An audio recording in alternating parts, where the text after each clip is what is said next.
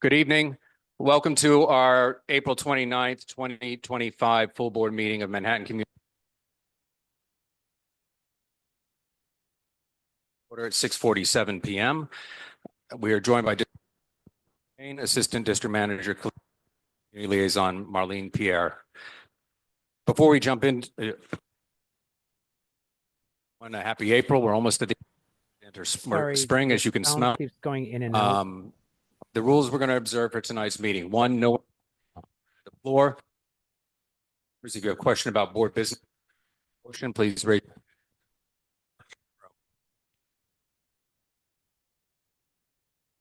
Is that better? Three, the chat function should not be used for CB11 business or questions about agenda topics.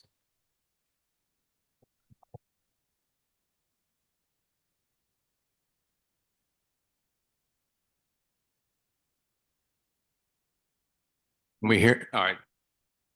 Thank you. Four, when a member is given the floor to speak, I will identify you and you can unmute yourself or you raise hand. Those who have raised hands can speak.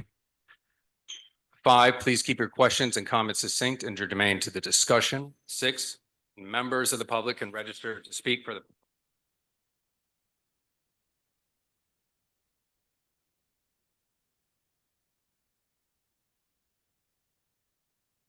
What topic they would.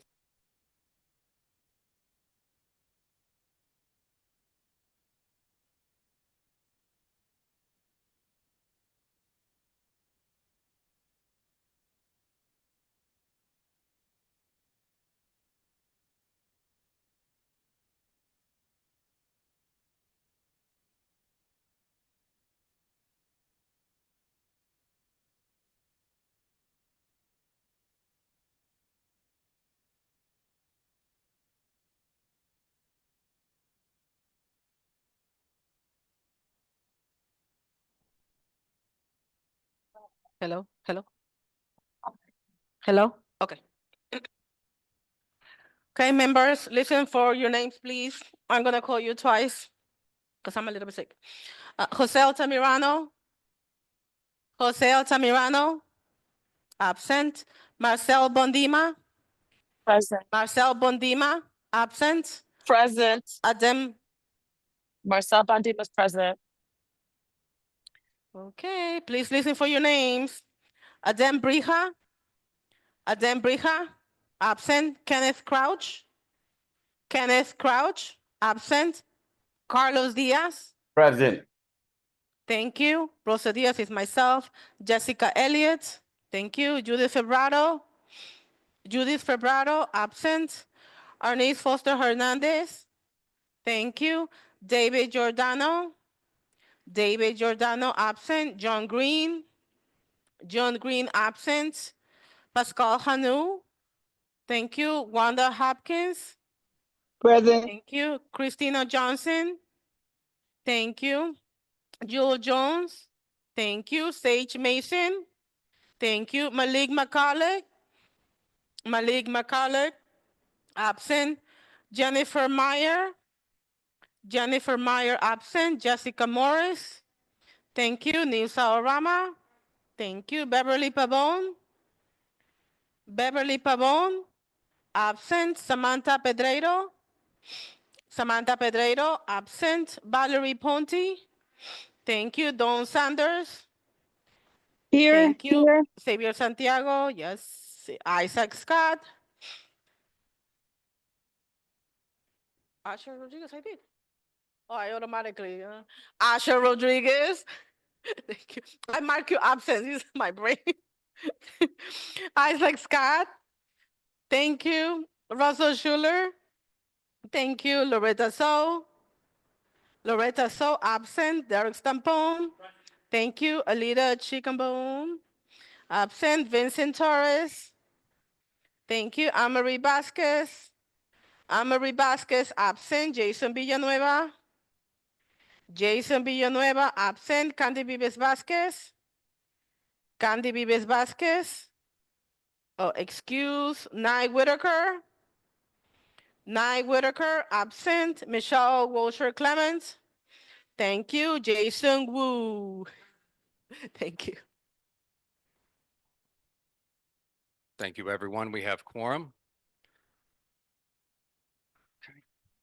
The agenda for tonight's meeting was distributed ahead of time by the board office and was posted online. If there are no objections, we will adopt the agenda as stated. Board members, if you object to adopting the agenda, you may raise your hand through Zoom or in the room. Seeing no objections, the agenda for tonight's meeting is adopted. Pre-registered speakers, a few ground rules for those wishing to speak.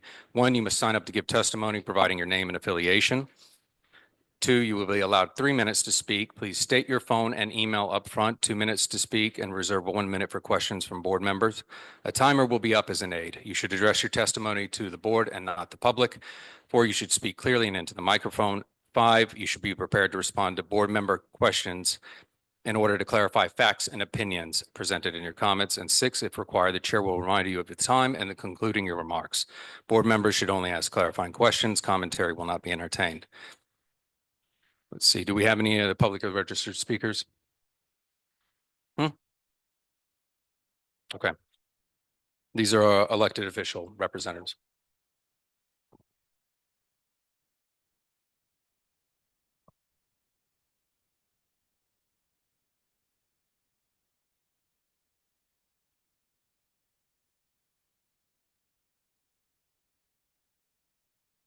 Carlos Martinez.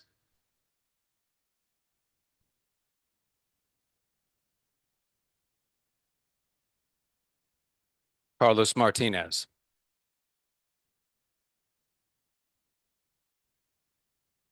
I do not see him in the attendees. All right. We will leave it open for a few more minutes.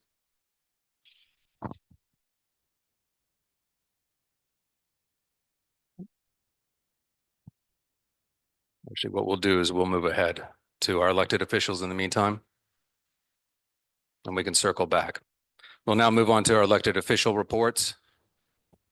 We're going to go out of order as Porfirio Figueroa has another event. Let me see if he's online. I am There he here. is. He has to get to another event, so we'll start with the borough president's report and then our remaining elected officials' reports. Okay, Thank you, Chair. Porfirio? Thank you. Appreciate it.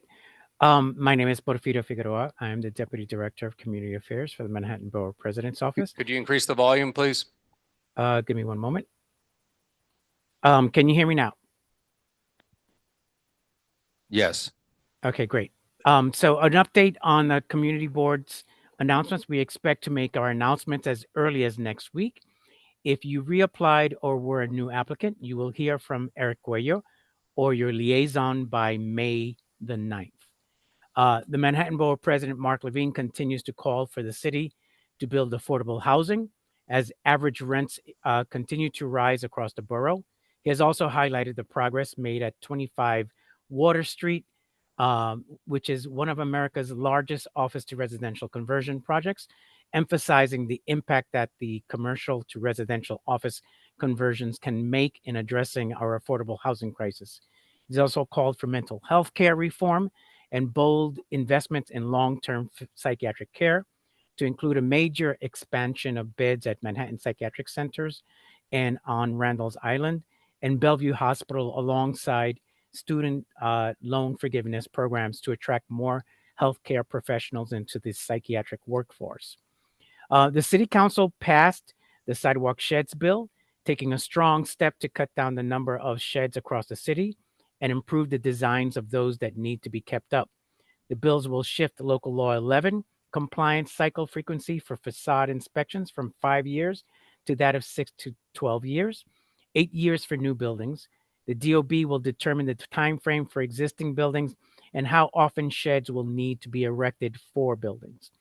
It will increase penalties for sheds that are left up for extended period of time when no work is being done on the building, and permit netting as a less invasive alternative to sidewalk sheds in appropriate situations.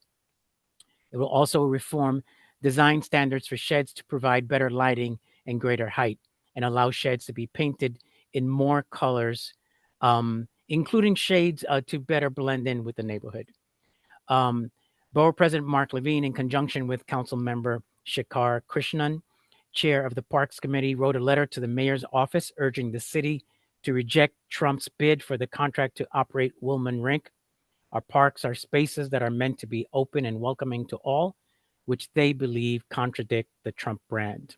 One announcement: the Manhattan Borough President Office, in partnership with Assembly Member Grace Lee, is having an event to honor the Asian American and Pacific Island community on May 8th at 60 Center Street at the New York State Supreme Court building. Doors open at 5:30 and the event begins at 6. The district office has a flyer. An RSVP is a must, and the venue has limited capacity, so please arrive on time. You can email events@manhattanbp.nyc.gov. And my email is p.figueroa@manhattanbp.nyc.gov. Thank you for allowing me to present. Any questions for Porfirio?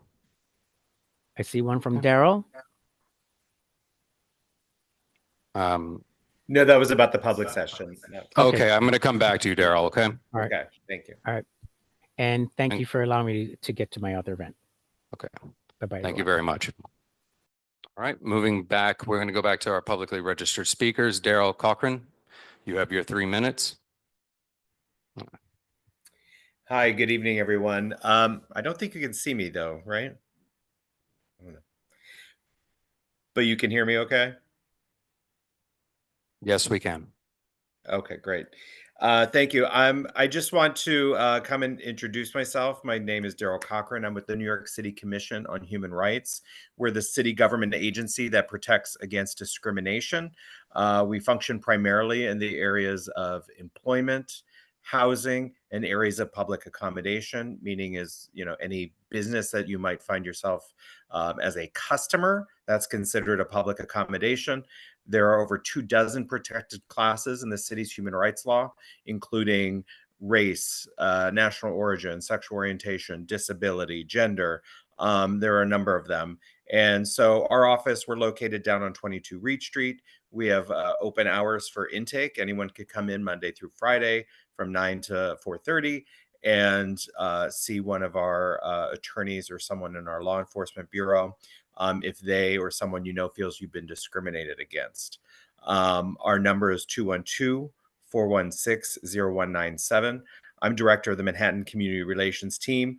Our liaison to CB11 is Ryan Dubois. Many of you may know. But we're here. We can provide free workshops. We have a number of resource materials so people know their rights and obligations in some of the areas I mentioned.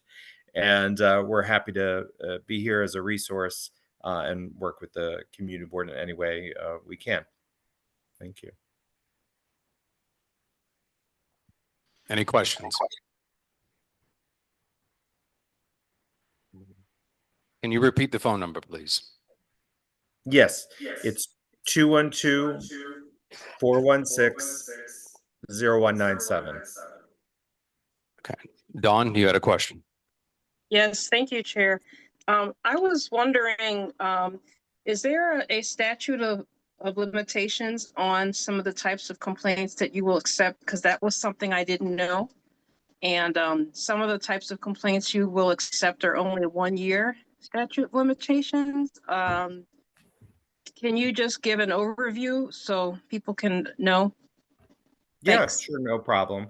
That's a good question. Yes, our statute of limitations for most areas of discrimination is actually 1 year. So 12 months since the last act of discrimination. We know sometimes discrimination can be ongoing. But the exception to that is gender-based harassment. That has a 3-year statute of limitations and has to be both gender-based as well as harassment-oriented. But for the others, if it is beyond a year and less than 3 years, we may still be able to refer you to the state court system, and you may have a remedy there. Thank you. You're welcome.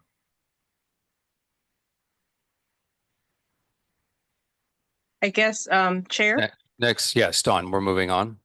Do you have a question? Okay.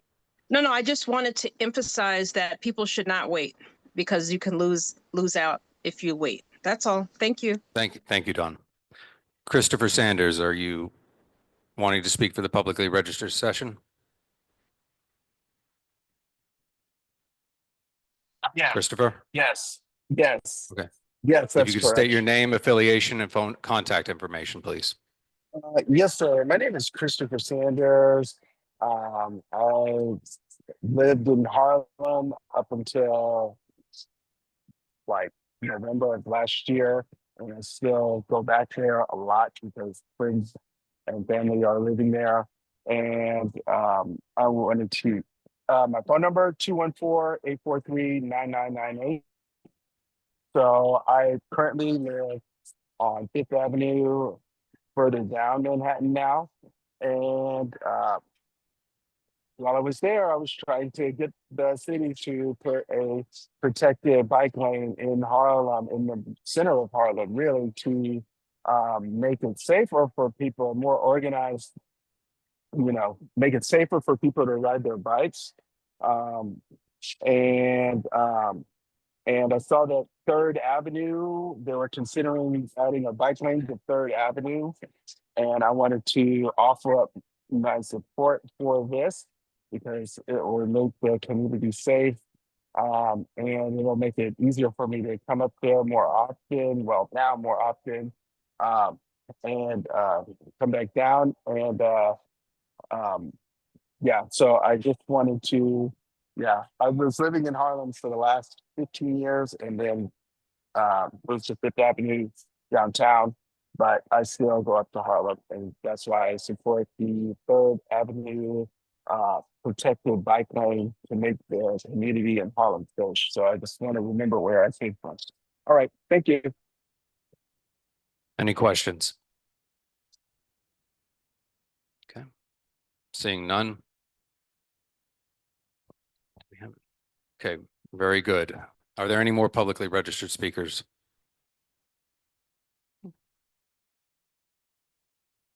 All right, great. We'll move on to our elected officials. We have Samantha Lowe from Councilmember Yusuf Salaam.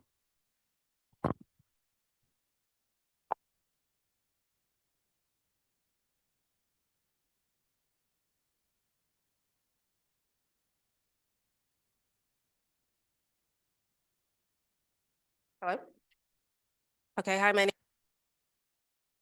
is Member Youth of Community Engagement. I just wanted to invite you to join one of our town hall meetings coming up.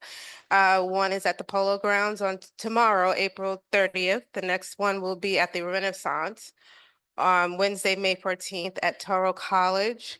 And then we have another one on Wednesday, May 21st. We would love for you to join us, get engaged in our conversations with the issues that are in our community. If you have any questions, I can be reached at 212-678-4505, or you can email me at slow@council.nyc.gov. Thank you. Any questions? Yes.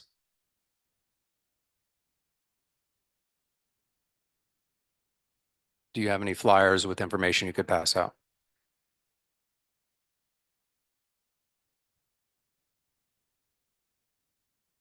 No.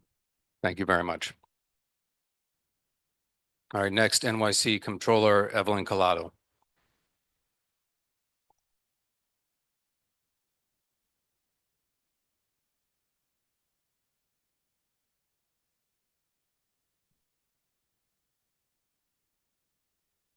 Hello? Yes. My name is Evelyn Collado. I'm the Manhattan Borough Director for New York City Comptroller Brad Lander. Thank you for the opportunity to speak to you this evening. I have shared our newsletter with the board previously, but there are a couple of reports that I wanted to highlight for you tonight. The first one is an audit report of the New York City Department of Education and the School Construction Authority asbestos management program.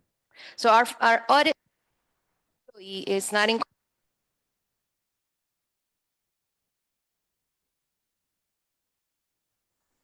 being for many years. Since it was enacted 38 years ago, of just 11% that are known to contain asbestos have things by this act.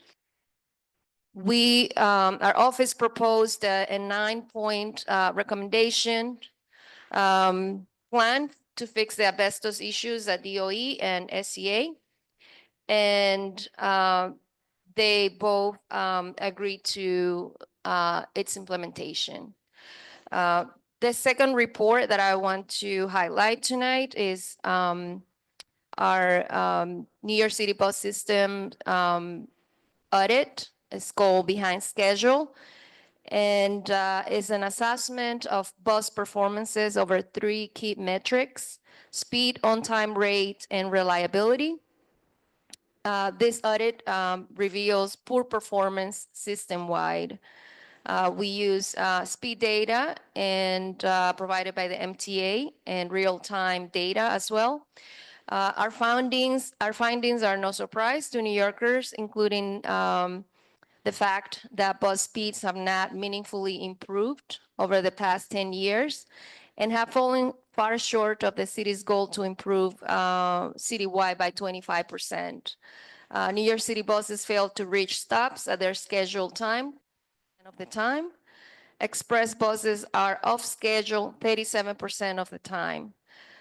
This report also evaluates the MTA and New York City DOT performance in implementing specific bus priority tools and how they fall short. You can access information on these reports and other audits from our office by visiting comptroller.nyc.gov/reports. Yes, and I'm out of time. Any questions from our board members? Jewel Jones and then Asher Rodriguez. And then Rosa.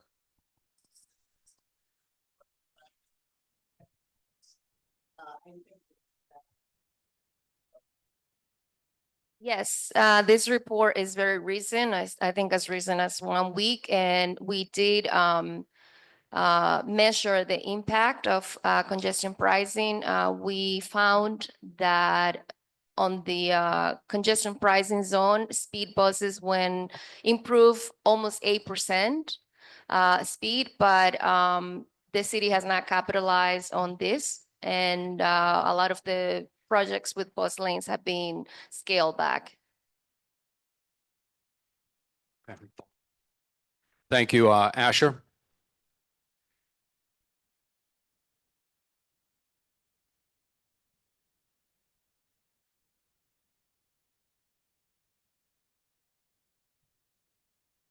I'm sorry, could you repeat the question?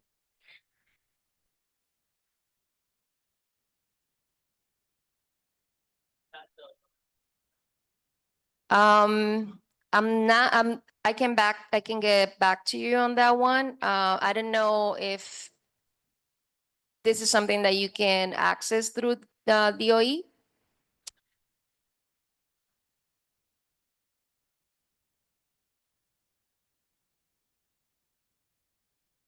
I mean, these are known facts. We are studying the system knowing that all these schools are known to contain asbestos. So the study is of all those schools who are in compliance.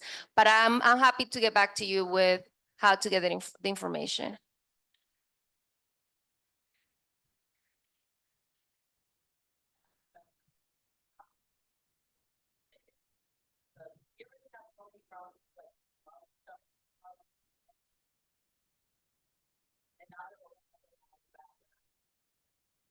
I can get back to you with how to access that information. And, Rosa had a question. To Asher's question with regards to like, I need to know which schools, is it East Harlem, is it Manhattan, the Brooklyn? Like, I want to know like specific schools that have asbestos because Absolutely. And I'm sure that if you access the report,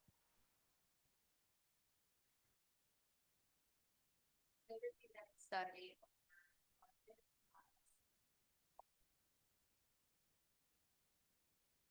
One follow-up question. yeah. So how can I get that report?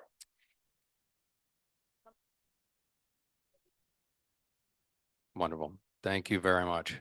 Great. And I think we have, who is it from Senator Serrano's office? Ariana? See if she's on. Do we have Oriana? Thank you so much.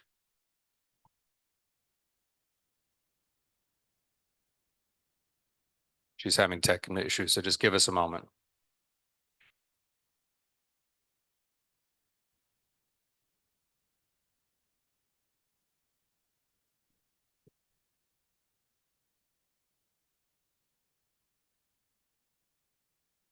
Can she get on?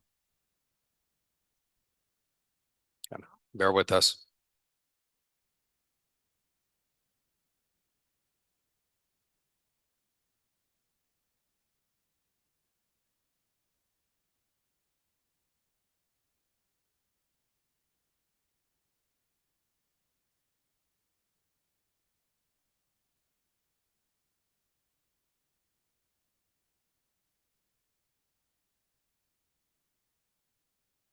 Okay.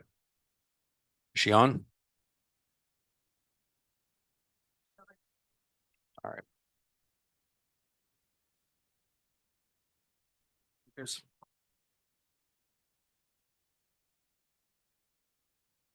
Good. All right, and we will move along. If she comes on, we will stop the meeting. And, okay. Yeah, The same thing is happening, waiting for the host. I'm waiting for the host. John Green is having the same problem, waiting for the host as well. Oh. Okay. Okay. All right.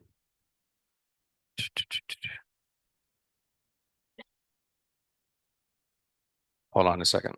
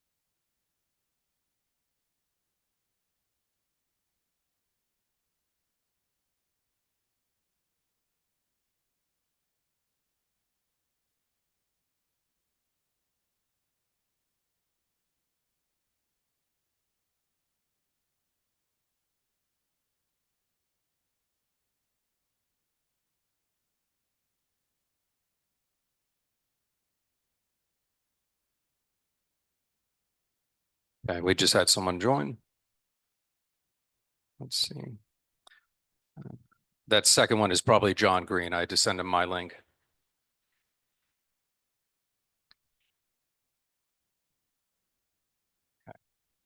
Okay. Thank you, Xavier. You're welcome.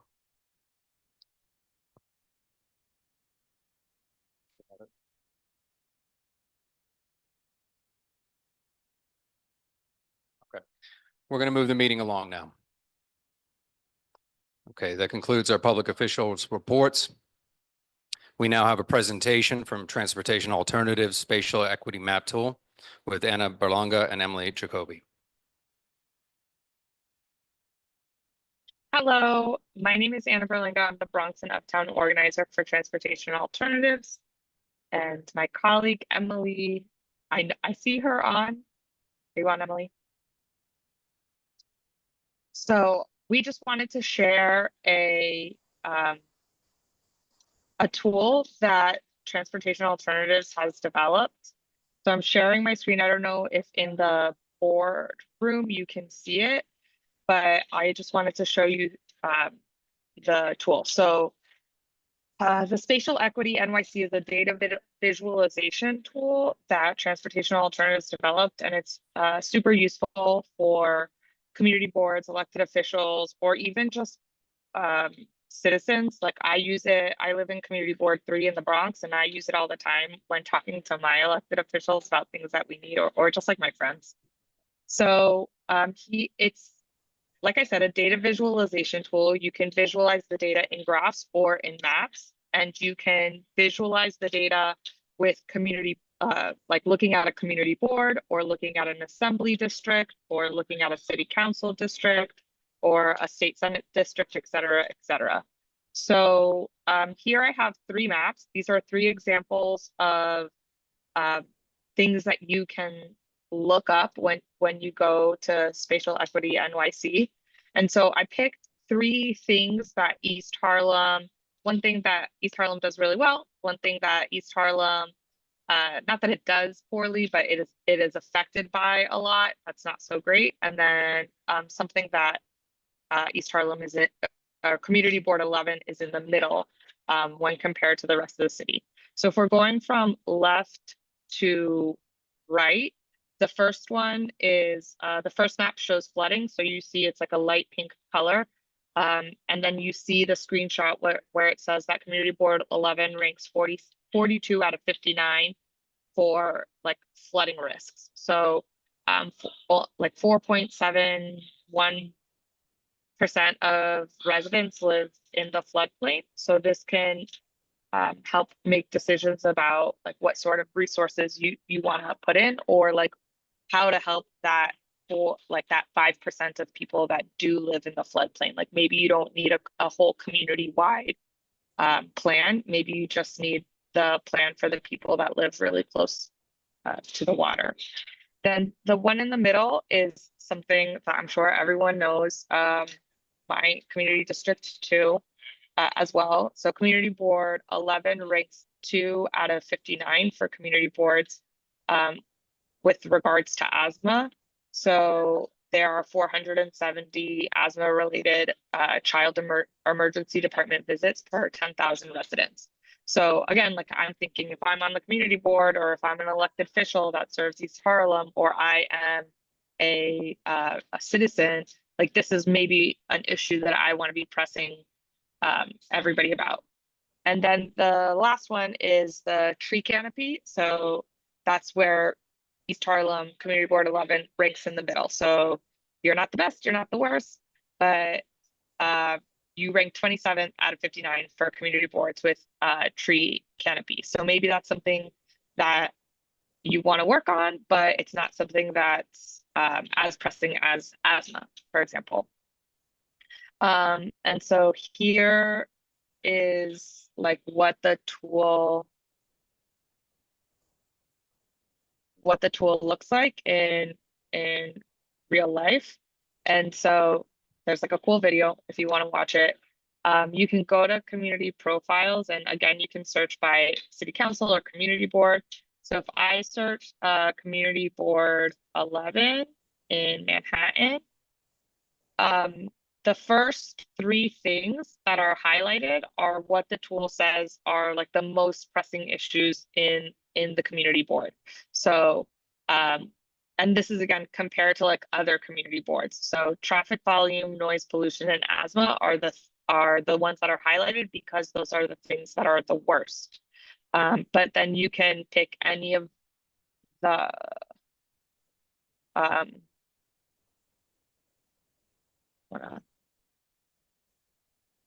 move this. You can pick any.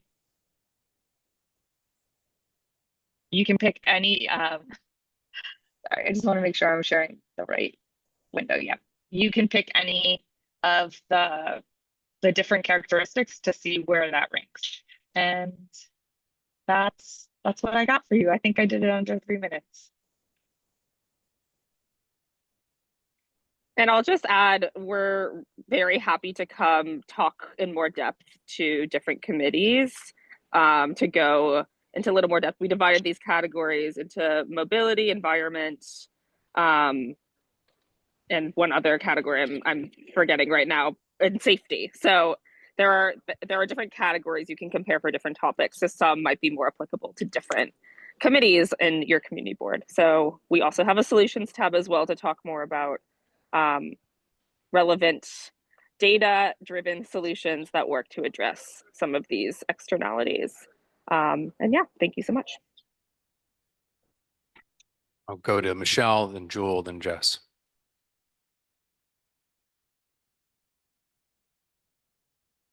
Can you come? Can you come up and speak?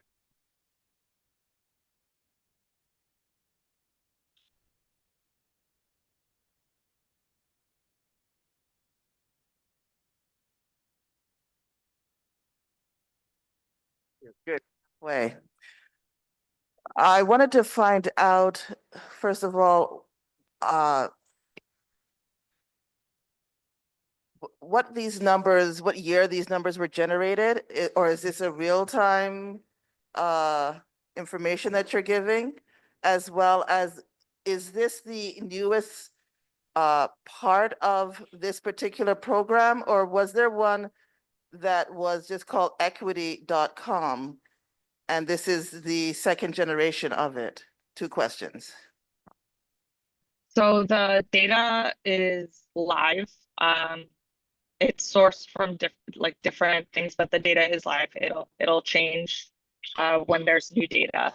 And I don't think it's a new iteration of what you mentioned before. This is something that we just developed in-house. I would like to invite you to come to the Public Safety and Transportation Committee. Okay, great. Thank you so Thank you. much. Joel? Thank you. You know, my question was also about where you're getting this data from, because the flooding, you know, I live on Yeah. First Avenue, and it seems like that number should be way higher. And also in terms of tree canopy, I don't think, you know, we are lacking as it relates to trees and things of that nature. So yeah, I'm questioning. The middle one was okay, I think was okay, but that should be a lot higher in I terms was of risk. surprised with the flooding too, because I used to live in East Harlem, and I remember when Sandy occurred.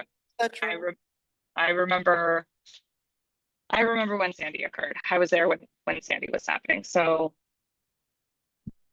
One caveat, one caveat on how the flooding data works specifically, and this is something we can maybe toggle to. Basically, the tool allows you to zoom in and see where the floodplain and like specific flooding impacted certain streets. So it gives that like overhaul district view where there's lots of flooding in New York City. Maybe it doesn't look high, doesn't mean it's not an important issue, but you can actually toggle on the map to see where there are high rates of flooding and high instances of flooding. So it actually allows you to target exactly where there is street flooding, because there might be some, you know, uphill, you're not going to flood that much. It's not going to be as important to develop flood infrastructure there. But if you're a little bit downhill, like on First Avenue, it will be. So it allows you to kind of zoom in that way. And the data is largely sourced from open data from the city. So if you go to the different like analysis tabs, which we can go through in more detail within committees, you can actually see the sources linking back to all of the data sets these are coming from. Yes. Thank you for your presentation. And to Jules' point, my question was whether or not our community district is inclusive of Randall's and Ward's Island. Typically, when we see these kinds of tools in the past, it does, which makes sense. They're part of our district, but it does skew the results for our neighborhood. No one lives on Randall's Island. And so if you know, they have a lot of tree coverage, as an example I saw on your map, that may impact the number for CD11 if it's grouped in with Randall's Island. So just something, a question to you and something to look out for, but it looks like in your map that perhaps it is not included, if you could confirm. Thank you. Yeah, I toggled back to it when asking your question. And so for Community Board 11, it is inclusive. And you can toggle with other, like it might make sense to look at the Assembly District or the Congressional District instead if you want to look at some of that information. But that's, again, a good point. Like to what Emily was saying is like you can zoom down and see is the tree canopy like so heavily reliant on Randall's Island.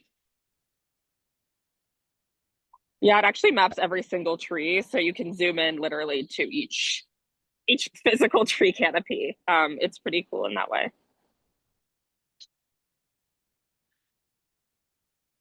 Okay. Any other questions? Rosa, you had a question? Okay. Good.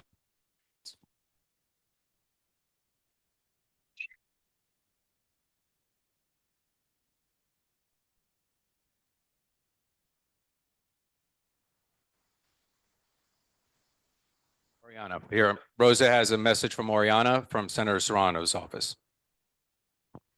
Yes, thank you. She had a couple of technology difficulty, but wanted me to relate this to the board. They're partnering with New York Legal Assistant Group, which is NILAG, to have an event on Thursday, May 1st from 10 a.m. to 3 p.m. Please call their office at 212-828-5829. The next constituent hours are Monday, May 12th at Jefferson Center located at 2205 First Avenue from 11 a.m. to 2 p.m. You can reach directly to her at orivera@nysenate.gov. It's spelled ORIVERA at nysenate.gov. Great. Thank you very much. Okay. All right. That concludes our elected officials. We will now move into our business session. For those that are members of the public, discuss business, and the board members are the ones who will be opining and raising motions, et cetera, and so on. The first step is the adoption of the board minutes. The minutes from the last full board meeting where you haven't adopting them. Okay, we will now move on to the chair's report. I'd like to share my screen, please.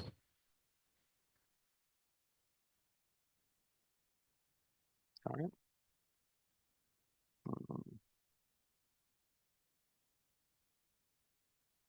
Okay, hold on a second. All right, great. Okay, can everyone see that? Lovely. Okay. All right, welcome back, everyone. Community 11. I just wanted to take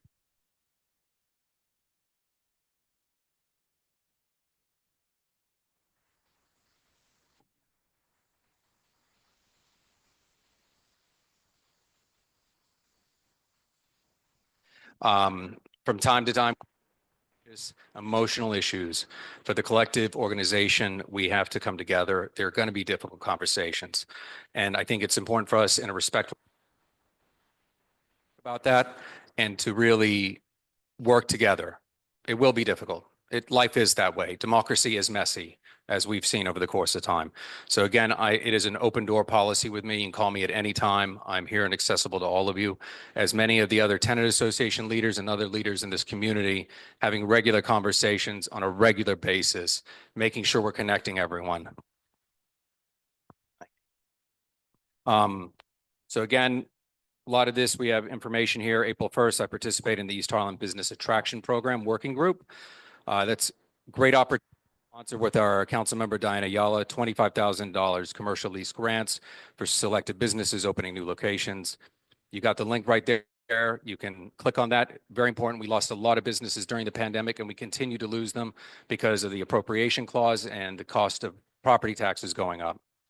I really encourage all of you to spread the word on that. You probably get it from Michelle Cruz, who was just in the building a moment ago. April 1st, by invitation by David Nocenti, on behalf of Chief Judge Wilson and Chairs Justice Acosta and Justice James, I was invited to participate in the working group for the Harlem Community Justice Center. It's the courthouse and the northern section of our district. It is going under right now. They just are starting with abatement. We took a tour and had a history on everything they're doing there. They're not sure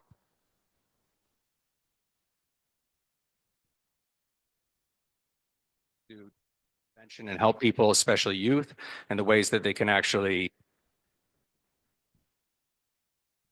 they can't be all things ground floor in these.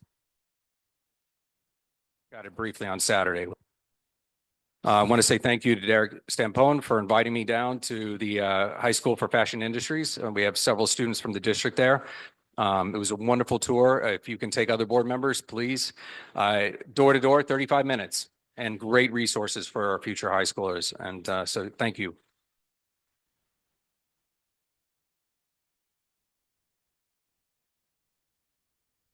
I want to thank everyone who expressed interest in the bylaws committee in accordance with our bylaws. And, we had to form the bylaws committee because of the work, the genesis coming out of executive. And more the process, it was imperative that a neutral, inclusive, diverse, and democratic body of board members be assembled who examine the probable long-range effects of each provision, given the proposed changes are both extensive and general, and that they are scattered throughout the bylaws and should be effected through a substitution of entirely new set of bylaws called a revision, because that's what was recommended. We appreciate the conversation of the executive committee, and I applaud the work that they did and everyone who worked on it. As observed during previous bylaw revisions, and in order to avoid any potential conflicts of interest, no officer will sit on the committee. This occurred 9 years ago when we had our previous bylaws committee. No officer sat on that committee either.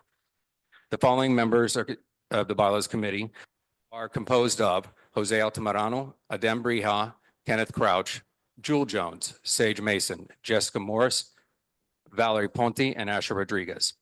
The committee will be co-chaired by Adem Brija and Kenneth Crouch, who have equally agreed that Adem will serve as the voting member of the executive committee.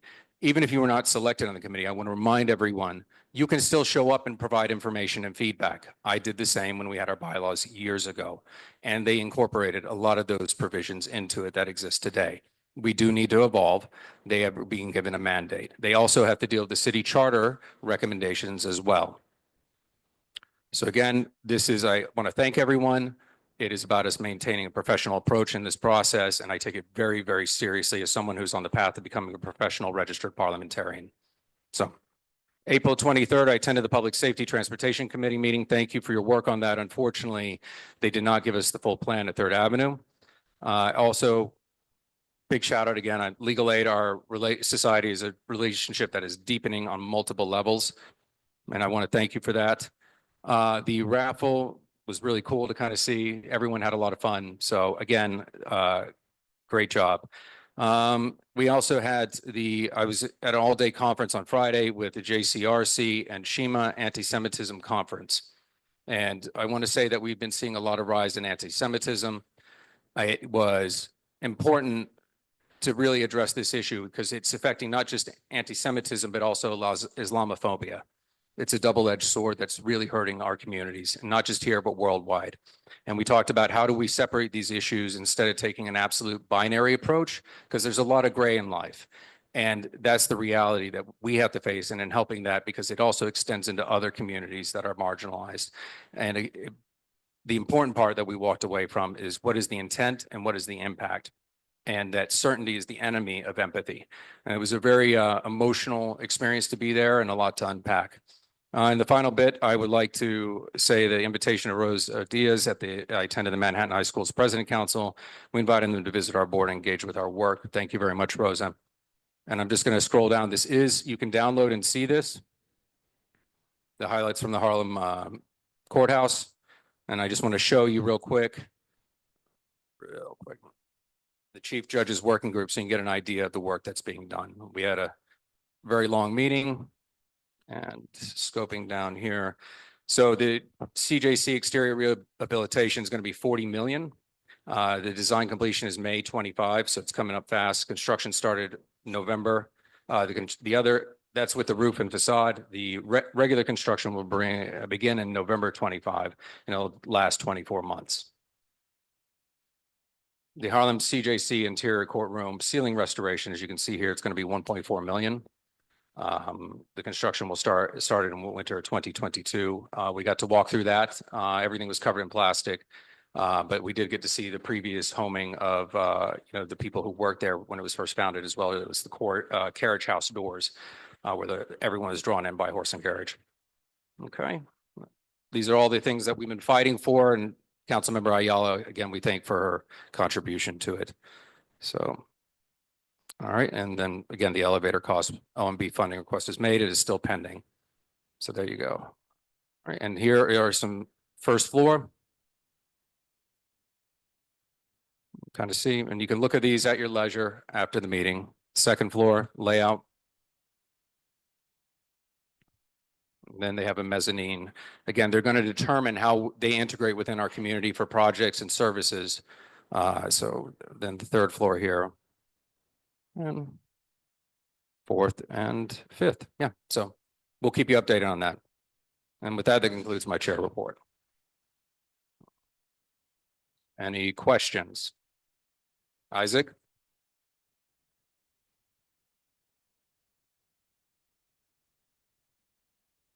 I can't hear you. Isaac? Yeah, I can see you now.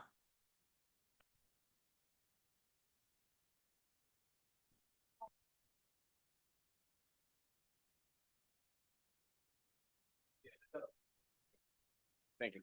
My question was regarding this. Y'all should use this mic. My question was regarding the officers not being able to sit on the executive committee. I was hoping that you could just slow that down a little bit and repeat it. But my question kind of was coming from, where did that come from? Because we had like a very in-depth conversation about this during executive committee. This was not brought up in any way, shape, or form. And now that, so I just want to, hoping you can clarify that. Yeah, so Isaac, thank you for your question. Respectfully, Asher, I see your question. It was mentioned that in the 2009 iteration, none of the officers sat on that. And I remember saying those words. Again, it's to maintain a neutral, impartial, democratic, inclusive process. This is not anything to do but to deal with making sure we carve out the officers and that there are no conflicts, because they'll be writing and crafting. I will see you, Asher. Hold on just a second. Language that could potentially impact the work they do, providing feedback. In this case, Rosa asked to be on it and had a conversation, and she realized that, hey, I might have a conflict with this because I'm going to be opining on things I'm working on. I'm going to be saying, oh, I'm going to do this and that. Again, because we had the precedent then, and in order to maintain an independent, neutral, democratic process, that is why. So I appreciate the question. Thank you. Asher, your question.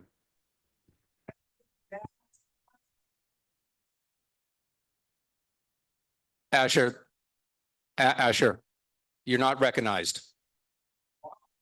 I know you will, David, but decorum, please. Is it written down somewhere? And also, remember during the executive, we were asked specifically about certain people, why they weren't on the committee, and this was never mentioned. It was silence when we asked. So I'm just a little bit confused why this is being brought up now when we had an in-depth conversation during the executive. But I did mention that officers would not be sitting on it and that it happened in 2009. It is not. I have one more question. One more. Because you're referencing 2009. What about the other few times in between 2009 and now that we had the bylaws done? So to answer your question, there were no bylaws committee formed at that time, and those were single or two sentence changes at executive, not a comprehensive overhaul that is being suggested now. Your question, David. That's written down in policy and practice. Or is it just your decision to make in the minute? Because if we're not putting officers, then we shouldn't put chairs. Because then what's the difference? We give chair reports, we give officer reports. We're on leadership. So if you're saying one section of leadership on the board cannot participate, then I'm going to ask, why is the other allowed to participate? Aren't committee chairs officers of the board? They are elected members of the board with duly represented responsibilities and rights that are reserved to them, especially. As with any governing body, David, if with any governing body, the accountability with committee chairs falls up the chain. All right. Again, that doesn't answer the question. So the question is what you asked why? No, I asked, where is this written down that this is our policy and practice that you are quoting and saying that precedent was set? All right, David. I'm trying to understand where you came to this conclusion to exclude certain board members from sitting on a committee. And I am not talking about me. David, respectfully, The fact of the matter is that it's not a written policy. It is a practice. And the practice was observed when the previous chairs had the bylaws committee. Practice is when somebody reaches out to you and requests to be on a committee, Okay. you would give that person a request to speak with them and let them know what your decision was and not to hear it in a public forum. These comments are not in order, David. They're not what? They're not in order, David. They're not in order. So David, please. I'm confused. David, we will Rosa, have a conversation. Excuse me, Your Rosa, you're not comments are the chair. David, you're not in order. Oh, don't worry, we'll get to all of it later on. Go ahead, Xavier. I'm still waiting for the answer. I already So is answered. everybody else. David, I just said it is a practice that was employed in 2019 and in order to avoid any potential conflicts of interest, no officer, myself included, Rosa asked and Rosa said, hey, you know what? It may be a conflict. She observed that. Okay? Yes, you have a question.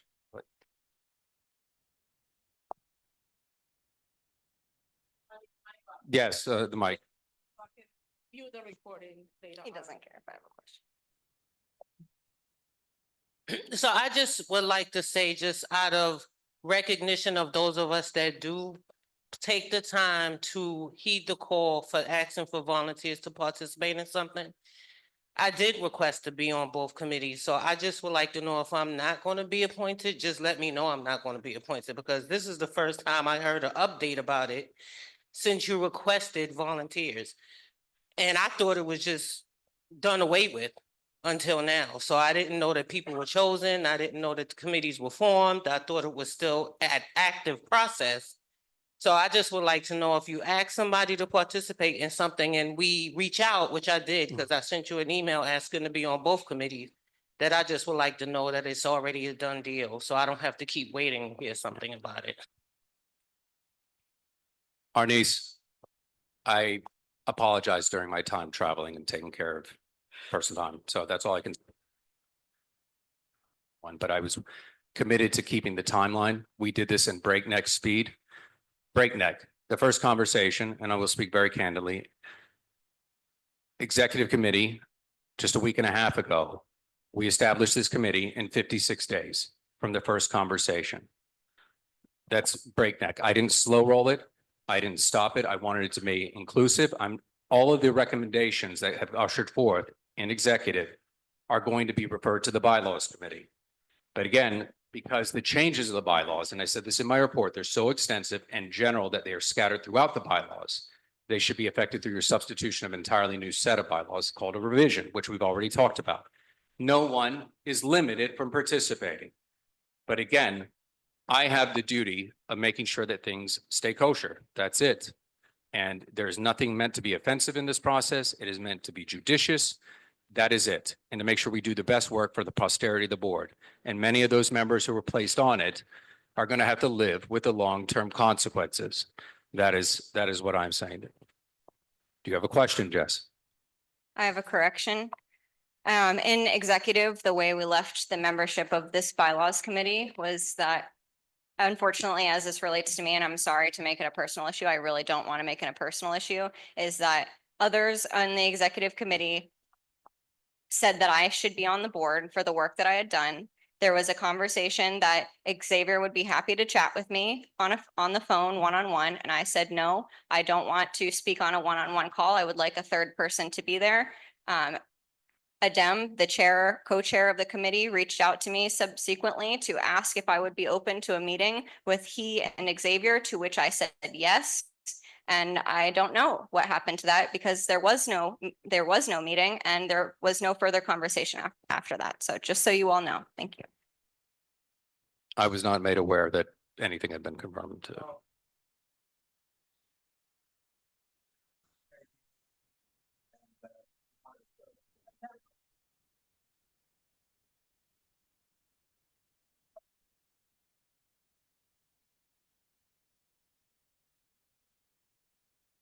Look into it. Okay.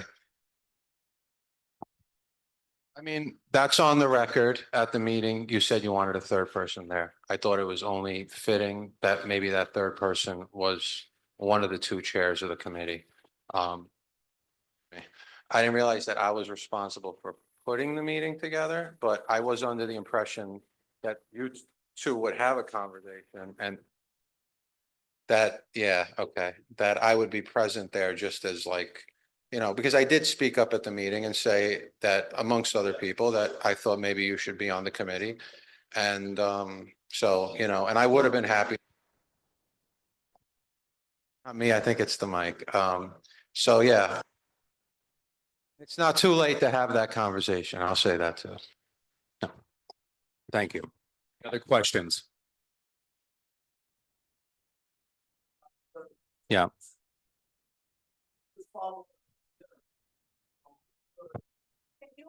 For the spearhead that meeting, because now it's all in the air. Well, I hear you. Guys, just a I question. just want to know who's gonna, I don't want to leave it flat because that's where I feel like it's at right now.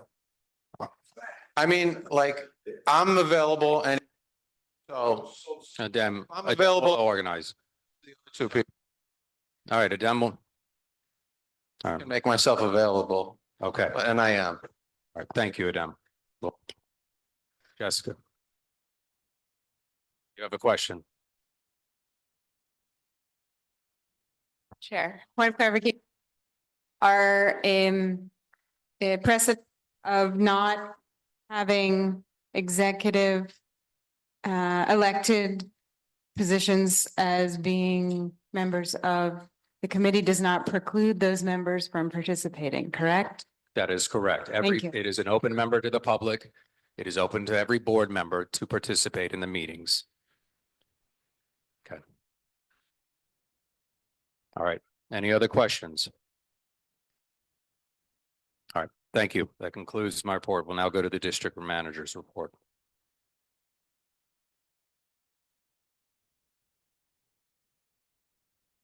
Angel.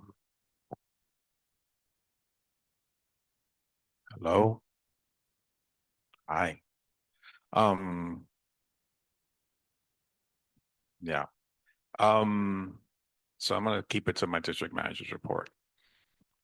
So on the 25th of April, I participated in the monthly Borough Service Cabinet meeting, at which a discussion was held with representatives from the Equal Employment Practices Commission in regard to their ongoing employment practices audit of community boards.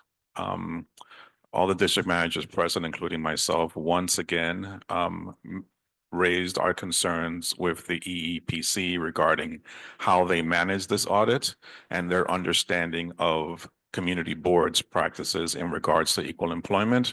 They continue to not understand how community boards work, and they continue to be absurd in terms of their auditing of a body that they do not understand the practices of.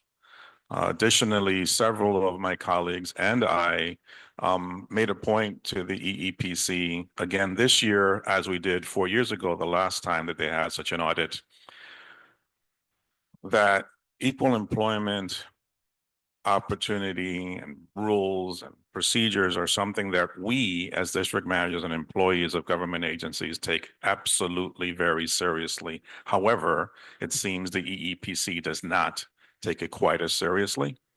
As you all know, you collectively are my employer, yet none of you are trained in EEOPC. And if you're trained, it's a little bit, and you're not actually accountable as I am accountable to my staff. As an employer has accountability to their staff. And we've made this point to these folks repeatedly. You have to not have a light training, but you have to have a training that makes it very clear to bodies like these that they have a responsibility to their employees, so that everyone is taking what is very serious very seriously. And that's something that we've made very clear, or we tried to make very clear to this commission. It seems to be falling on somewhat deaf ears, and it's very unfortunate. Moving on April 24th, These are out of order. The DOT informed our office that it plans to reduce speed limits in our district. Following the enactment of Sammy's Law, DOT now has authority to reduce speed limits to 20 miles an hour on individual streets, 15 miles per hour next to schools, and 10 miles an hour on streets with additional traffic calming measures. The following locations have been approved for reduction in speed limits: East 117th Street between Lexington and Park Avenue, and East 118th Street from Park Avenue to Lexington. Those are both for the St. Paul School. East 123rd Street from 2nd to 3rd, that's for the Urban Dove Team Charter School 4 and Harlem Prep Charter School. And lastly, East 127th Street between Park and Madison Avenue, and that's for the Urban Assembly School for Commerce. And then the last thing I wanted to highlight, pardon, is that on the 28th of April, yesterday, the MTA informed our office that due to the ongoing Second Avenue Subway Extension Project, the M15 bus stop at Second Avenue and East 108th Street will be temporarily removed until the first quarter of 2026. They did not offer any additional information, so I have none to share. I will follow up with them to see if there's going to be any mitigation in between now and the first quarter of 2006. But for now, that's totally inclusive of what I was informed of by the MTA. And other than that, the community board office is going to be closed on May 26th for Memorial Day. That concludes my report. Okay, any questions? Okay, great. We'll now go to our officers' report, our vice chair's report. Thank you. To be honest, everyone, I have to admit, I'm a little bit nervous right now because speaking truth to power was not really in my plan for my term as a community board leader on this board. The chair's report took over 8 minutes before questions, so I would just ask that you please let me finish. I timed myself and this should take under 4 minutes. I would like to take this opportunity with the vice chair report to discuss a few important topics. There are a few structural issues that have and continue to impact our collective work together in service to East Harlem that need to be brought to the attention of the board and this community. As I'm sure you are aware, we cannot hold meetings without a consistent fear of lost quorum. New board members are not successfully integrated into the work of the board. Experienced board members are not held accountable. There's very little participation from board members, new and old. There's very little development of future leaders within the board. Important work done by members is deprioritized and delayed instead of supported and celebrated. The community has expressed concerns that the board does not effectively seek to represent the community. On a leadership level, sowing distrust among community members through one-on-one communications and manipulation tactics, prioritizing one's own personal political agenda and representing it as a position of the board, prioritizing political campaigns, and reorganizing the community board calendar to accommodate one's own personal travel are some examples of how we are enabling the use of the position of chair of this board for personal interests. The chair has been resistant to enforcing the existing rules of the board, such as attendance, minutes, and disability form abuse. There is a willingness to disregard community board processes, put board members and staff into uncomfortable positions, and provide a sense of job insecurity to CB11 staff. We now face additional challenges as we approach term limits for community board members, and instead of working proactively, the priority is instead to intimidate action and prevent change. Myself and other leaders of the board, including the district manager, have brought continued attention to these challenges with the chair, and there's been no effective action to address them.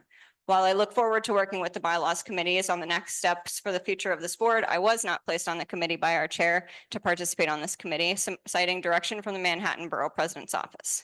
I need to directly address the personal attack on me, spread informally and dangerously through individual communication that asserts that I'm doing this work in self-interest. First, because we have not yet had the opportunity, I wanted to take a moment to briefly discuss the current proposed changes that the executive committee, staff, and I have worked on.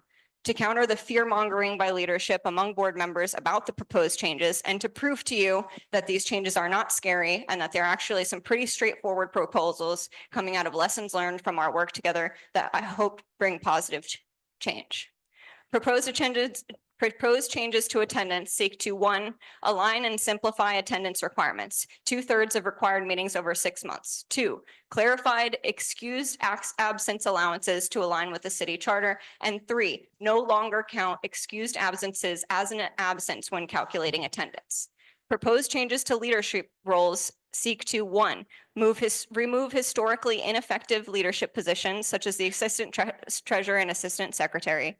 Two, provide attendance requirements to board officers. Three, clarify roles and responsibilities to allow for collaboration and address the chair's ability to unilaterally make decisions when it comes to public membership appointment, working in collaboration with committee chairs, working in collaboration with the vice chair and district manager as some examples. And four, to point to created documents that describe committee chair responsibilities.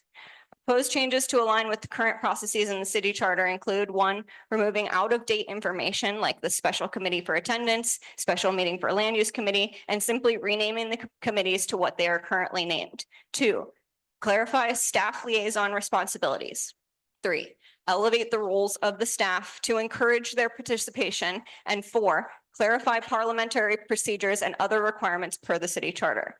Proposed changes to the election date simply seeks to adjust the election cycle to align with the board appointment cycle in order to limit confusion when term-limited board members serving in officer positions roll off of this board as required on a yearly basis, prompting potential ongoing special elections. Again, these proposed changes come directly from our collective experience and growth together. They aim only to make this board operate more fairly and effectively. Of all these changes, to be clear, they impact all officers, not just the chair. They are in fact proposed for review, discussion, and editing as needed to ensure that we are successful in this effort. I invite you all to participate in this process by attending the bylaws committee on May 5th. I wanted to join the community board because I wanted to better align my life and purpose. I wanted to join the community board because it touched every aspect of our collective human experience in this neighborhood, and in doing so, had the potential to help craft systems-level solutions for real positive change. The purpose of a community board, per the city charter, is to consider the needs of the district with which it serves, assist public officers and city agencies with respect to any matter relating to the welfare of the district, provide information to the district, prepare plans for the growth, improvement, and development of the district, among many other important directives. Board membership is an unpaid act of service to this community. We are appointed to represent the community and not the interest of the individual. My goal is only to do the work, which I have done and continue to do, and to help realign this board to its obligation to serve the community of East Harlem. Beware of manipulation and one-on-one conversations where anyone on this board is asking you to pledge yourself to them. I'm speaking to you publicly because I'm not afraid to tell you the truth on a recorded public meeting, and only speaking up, asking questions of your leaders, and working together towards executing the work of this board will protect us from failing to do our duty and serve our community. I want to see new leaders sitting up at this table to carry us forward. We need you all to step up and move into leadership on this board. Thank you. Isaac, you have a question? I would like to first just thank you very much for your bravery in making that statement.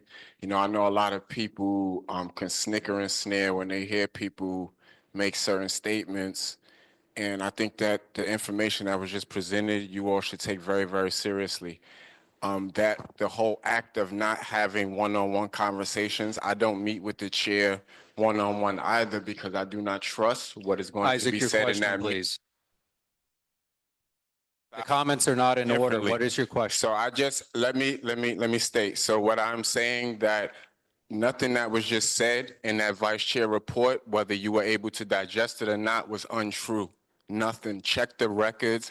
This is us asking you as board members to lean in more to leadership and hold leadership accountable. You will see as this meeting goes on, when we get to the executive committee report and what took place at our last executive committee. We do urge y'all to take this a lot more serious and don't just trust people. You know, this is and I can Thank go you. deeper and talk to you about my experiences here. They have not been so well. I love you all, but this is dead serious. So don't Thank just you. snicker and sneer. You don't gotta like Jess, but listen to that chair report. And it's in your thank you. package. Read it Thank you. and fact check it. Thank you.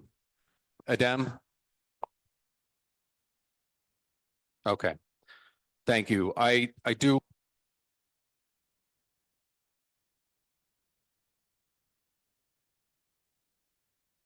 But to instead report on the work you're doing in the community.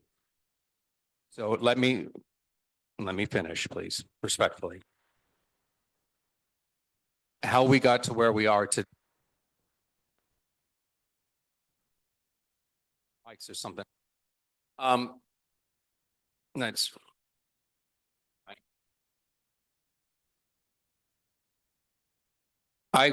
wow. Being the chair is not an easy job. It is an up at dawn, pride swallowing siege, facing and serving this community.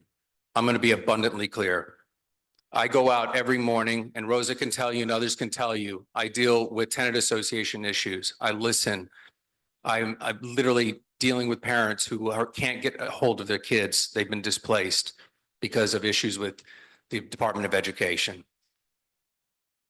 I have served this community for almost 17 years. I go 5 generations back between here and the South Bronx.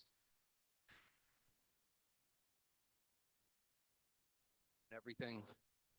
But when we had the conversation and I listened to the meeting in February, when I was not here dealing with ailing parents and sick myself, members returned to me and said, hey, they were a little caught off guard, had some concerns. I said, okay, we'll get to March's meeting. The first things they had in place were that if you're running for any political office, which could be county committee, judicial delegate, district leader, or any other position that's paid, you couldn't be an officer.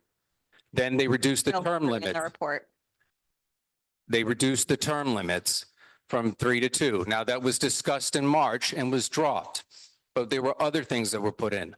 I am not opposed to this. I'm not opposed to the conversation. Asher, I see you, I will recognize you. But I want to be abundantly clear. Members came to me post that committee with concerns. I take this process very seriously, having been through a bylaws revision in the past. I asked to be on the committee. I didn't get to sit on it, but I contributed.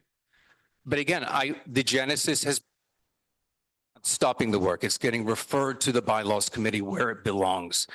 And again, I want everyone to work together. That's it. So again, I appreciate this. I'm for you. I want to be, I show up for the cleanups. And it's all incumbent upon the only way we're going to get something done. And I hope that we look back on this and say, hey, let's come together. Let's take a pause, a sigh of relief and say, let's do things better. And I will sit and have those conversations. You call, I'm there. So again, thank you, Asher.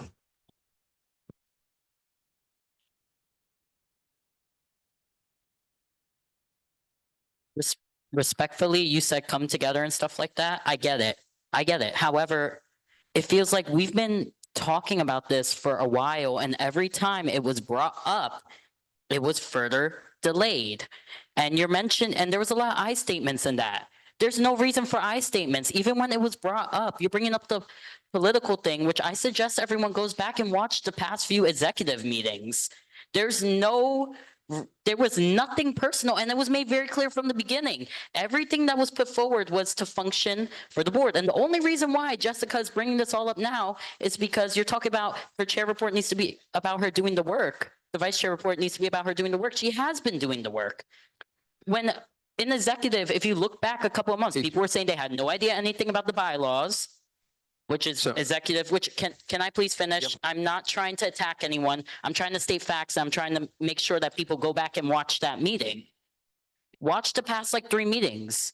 There's no reason why we're having this conversation thinking that people are being attacked. There's a lot of I statements. What happened to us as a board helping each other? You're saying a whole bunch of I statements. There's no reason to say I statements. It only became personal when it was made personal.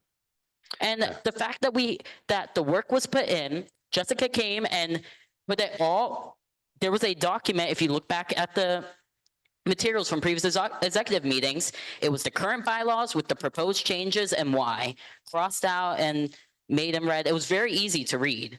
So I just suggest everyone before making any judgments, go back, watch the past previous meetings, and then make your decision. Because this is a problem.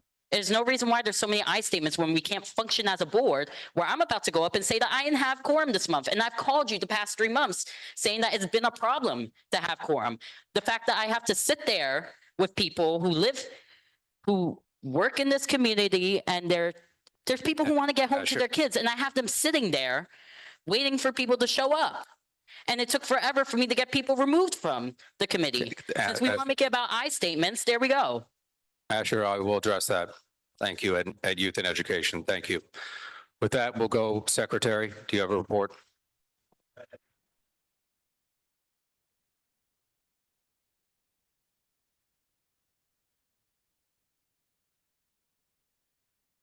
Yeah, can I? I was in- Sure. Yeah, I'm an executive. Yeah, Come on. thank you. Thank you. Sorry about that. I was in shock to what I was hearing, but I was one of those members that reached out to Xavier because I was in the meeting and I was still shocked of what was happening right in front of me. And I do remember, Asher, you coming into me and said, no offense, Rosa, I know you were running for city council. So like, was it personal? Was it not personal? I really don't care. I'm here to do the work. Forget about political agendas. I am out there doing events and I'm a parent leader and everything. So it does feel personal. So for my secretary report, as I mentioned, every single month, please reach out to me if you have any questions with regards to attendance. Attendance is very, very important. I definitely see people showing up to certain meetings and then applying for qualifying disability and being on Zoom. I don't think that's fair for the rest of us. I have 3 kids, I work, and everyone has a life. So don't pick and choose to what you're disabled for.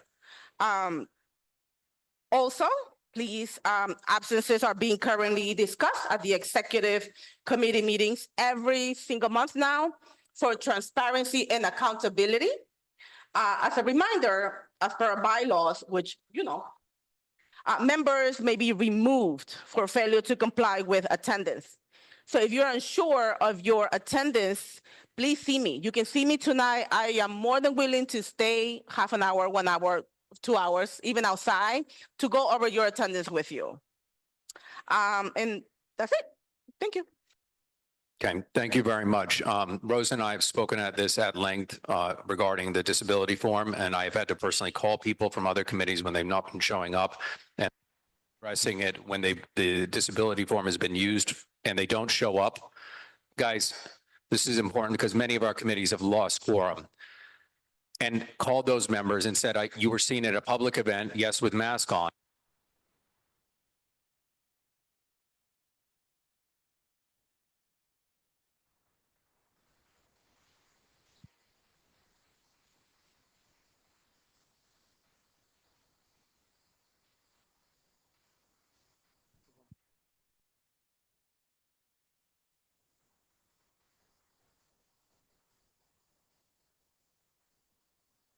Digitally.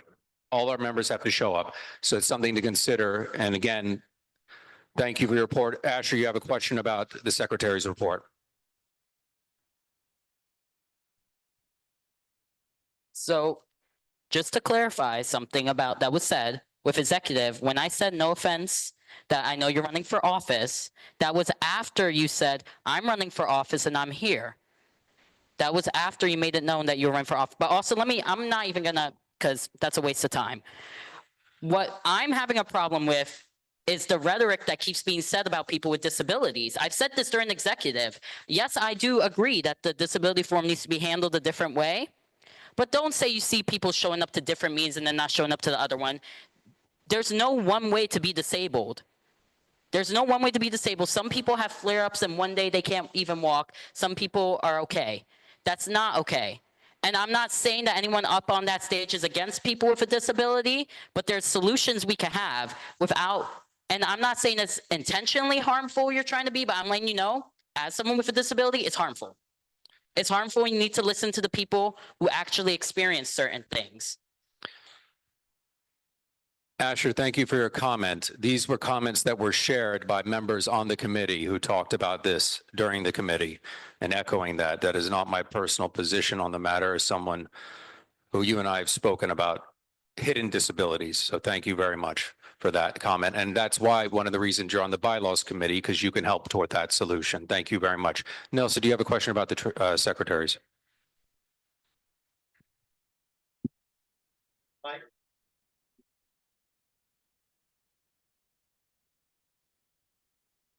It's not a question, it's more so suggestion. You were just talking about the disability form and people being at another event when we don't, but we also have to think, I've also heard things from members. And so since you mentioned that, I'm gonna mention that as well. That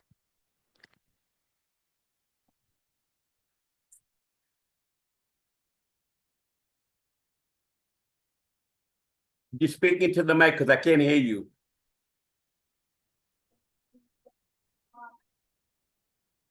Yeah, we can't hear.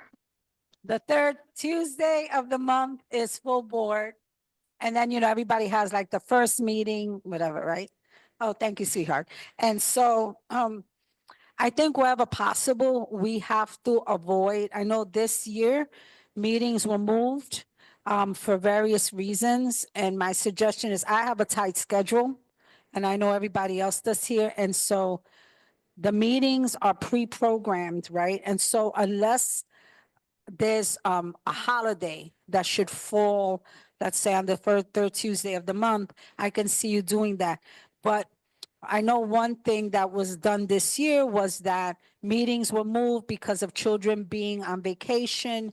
And then so another day was put for full board. I would suggest we not do that because everyone programs their calendar according to regularity. And when you do that, that benefits some people, but it disadvantages others on the board that may miss a meeting because all of a sudden they're not aware that a meeting was changed. So I just want to bring that, so as people don't make all the meetings, I think we need to really stay scheduled and on tight. And then if for whatever reason, let's say I can't chair a meeting, then my vice chair should do it. The same thing with you, when you're not there, Jessica could, or if not, and if Jessica can make it, then Rosa will have to step in, Rosa, right? So that's just my suggestion because things that I've heard is that people saying, oh, well, the meeting was now changed from this day to that day. Now I can't make that day, or they have work events. Just something to consider, Chair. Dem?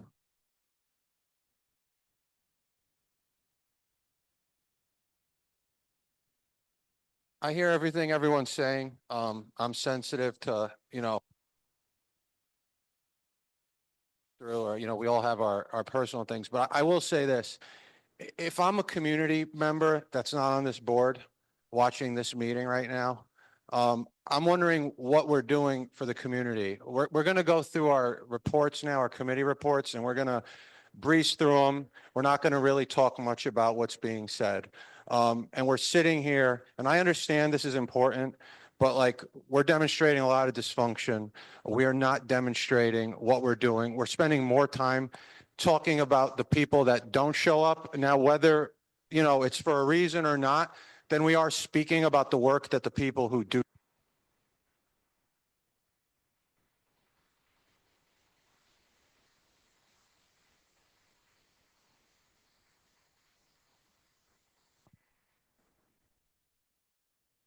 Thank you, Dem. We will now move on to our committee reports and action items. Oh, sorry. Go ahead. Your question. You get it.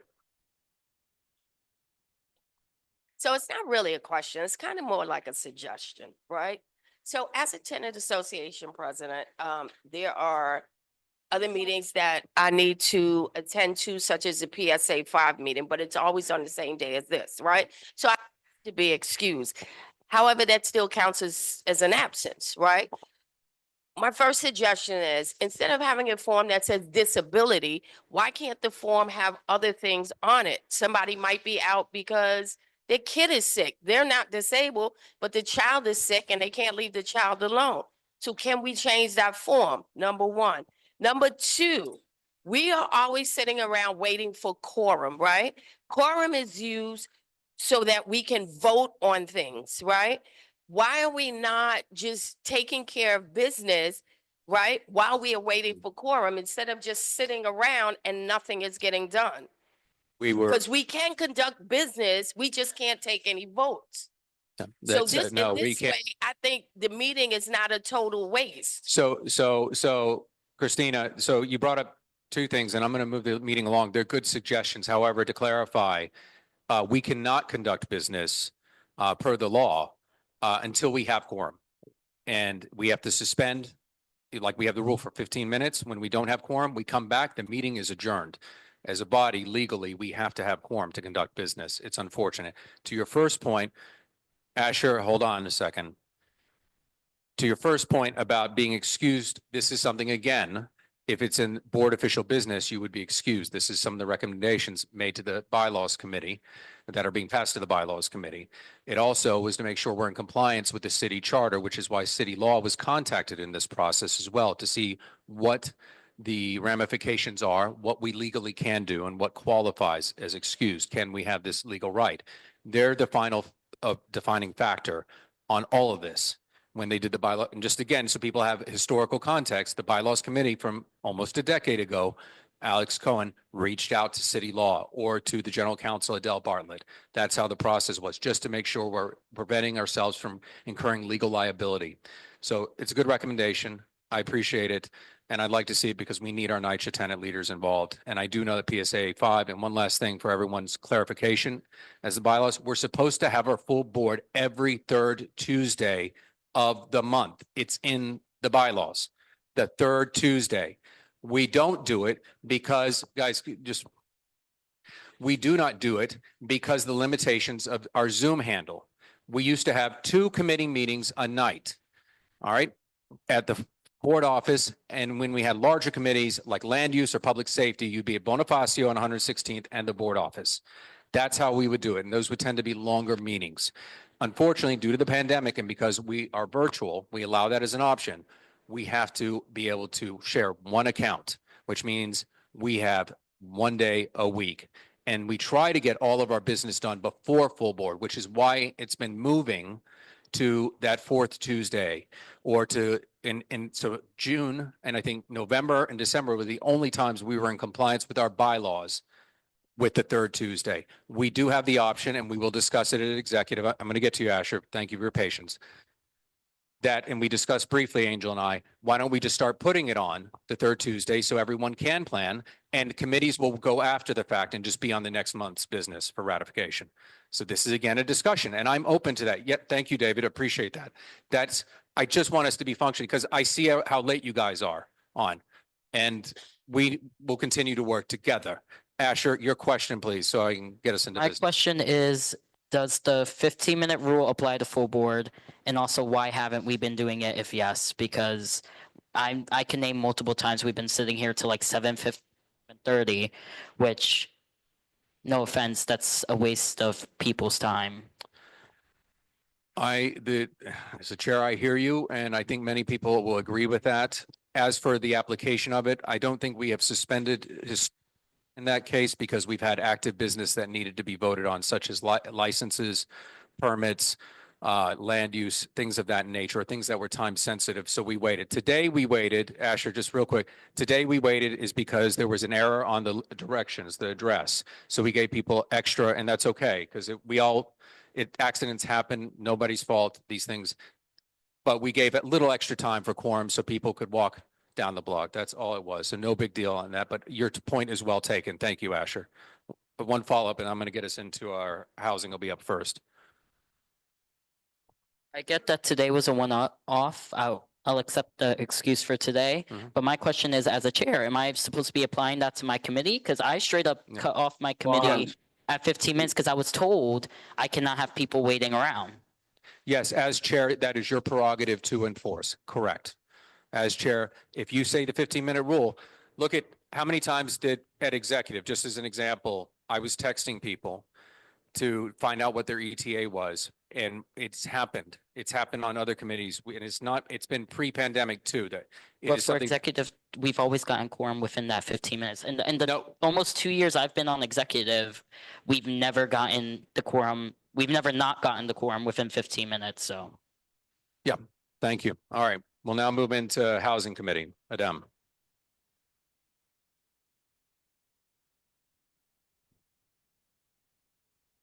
Well, this is Mike. Can I just speak? I'll try to speak really loud. All right. It's mostly for informational purposes, but we have been doing a lot of good work, so I'm going to talk about some of it.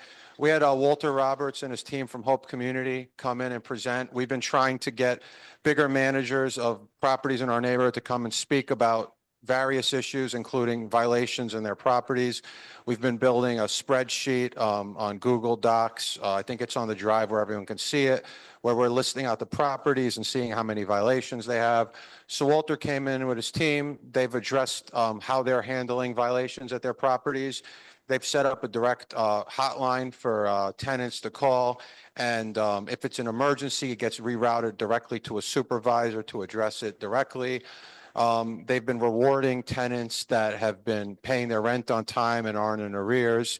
So they've been doing good work. It was a long presentation. You're welcome to watch the video on YouTube. They will be coming back for a letter of support. They touched on it briefly, but I said, draft a formal letter, come back next month. It's regarding their Lexington Hope Preservation Project. They have a bunch of properties they're looking to rehabilitate, and I believe they need the support of Council Member Salam to get that grant money. So we'll be looking at that letter of support, and the Housing Committee will be considering it at our May meeting. We also had, and I think I had mentioned this at a previous meeting, there's 205 East 124th Street. It used to be an HDFC. It transitioned out of the program, but the shareholders had been having some problems with their management company and ownership. I tried to get management and the shareholders together to see if we could get a meeting. It doesn't really seem like that's going to happen. So we're really only hearing one side. I'm not saying whether that's true or not, but it's kind of hard to get the full picture. At the same time, we did connect the shareholders with Jeremiah Schlotman, who was the former housing chair, a couple housing chairs before me, I believe. And he's got an extensive background in housing law, whatever. And apparently he's been very helpful to them. I mean, there's only so much we can do sometimes, especially since they transitioned out of an HDFC. But at least we can try to connect people to resources to help them. Lastly, we had Anthony Galindez. He's the tenant leader from 311 Pleasant Avenue. They're one of the programs that was in the TIL program, which is now the ANCP program, which is, trying to get the people that live in those buildings the home ownership that they were promised. Anthony's building in particular has had a really rough go with that. They've not been in their property for around 10 years now. They've all been displaced. That property has sat empty for roughly 10 years on Pleasant Avenue. They were supposed to have it rehabilitated. They're supposed to get their apartments brand new, be able to move back in. The original financing, the developer, they ran out of money. So they're still kind of just in limbo. 3 ANCP properties that are in the pipeline in our community. There may be more or less. I've been trying to get a joint meeting with HPD and those 3 tenant association leaders and time. Okay. So yeah, basically we're looking to have a meeting in May with at least one of the properties in HPD. So the idea is whatever there's been a lot of, this is promised, and we don't know. So by getting CB11 to the table, I specifically have already told HPD, we will hold them accountable for whatever's said in our presence. And we're trying to get that moving forward. All right. Thank you, Anne Marie. I thought I was going to be up here a lot longer. On Anne Marie. Licenses and permits.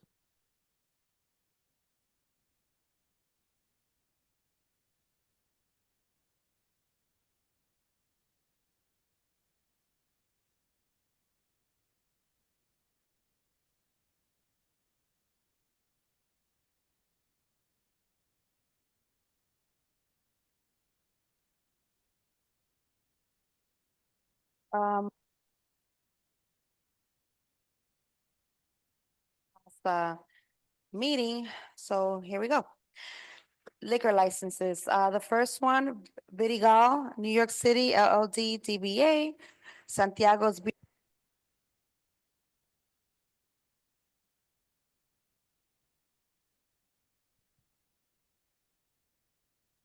10035, there we go.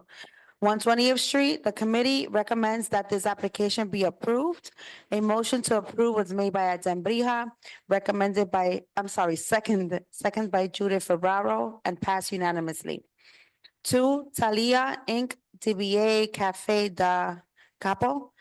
New application for wine, beer, and cider license for a restaurant located at 1392 Madison Avenue, New York, 10029, 97th Street. The committee recommends that this application be approved. A motion to approve was made by Adem Brija, second by Judith Ferraro, and passed unanimously. Salsa Catering and Special Events, Inc., DBA Salsa Caterers and Special Events. New application for a full liquor license for a catering establishment located at 1429 Fifth Avenue, New York, 10035 on 117th Street. The committee recommend that this application be approved. A motion to approve was made by Carlos Diaz, second by Adem Breja, and passed unanimously.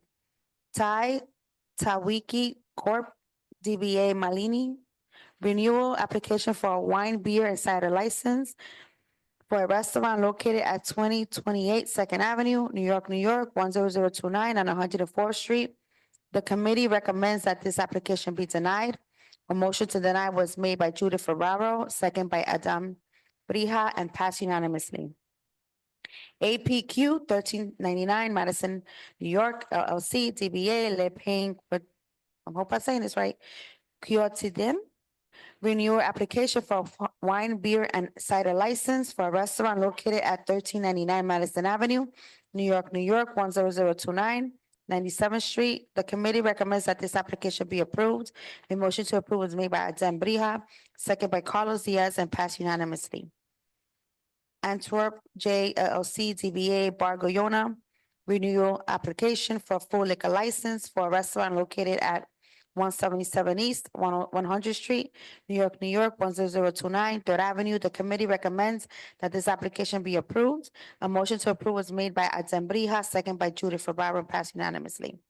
7, Perch Bar LLC, DBA Perch Bar, renewal application for full liquor license for a restaurant located at 1693 Lexington Avenue, New York, 10029, 106th Street. As there are no changes to previously supported methods of operation, this item is approved administratively by the district manager and the chair of the License and Permits Committee. No vote is required. Now we're gonna go into sidewalk and roadway cafe licenses. Santillán Corp. DBA La Cocina de Mamá. New application for a roadway cafe for a restaurant located at 154 East, 109th Street, New York, 10029, Lexington Avenue. The committee recommends that this application be approved. A motion to approve was made by Adem Brija, second by Anne Marie Vasquez, and passed unanimously. Now we're gonna do the street activity permits. New York City Kids Street Event, May 13, 2025. Setup is at breakdown at 3.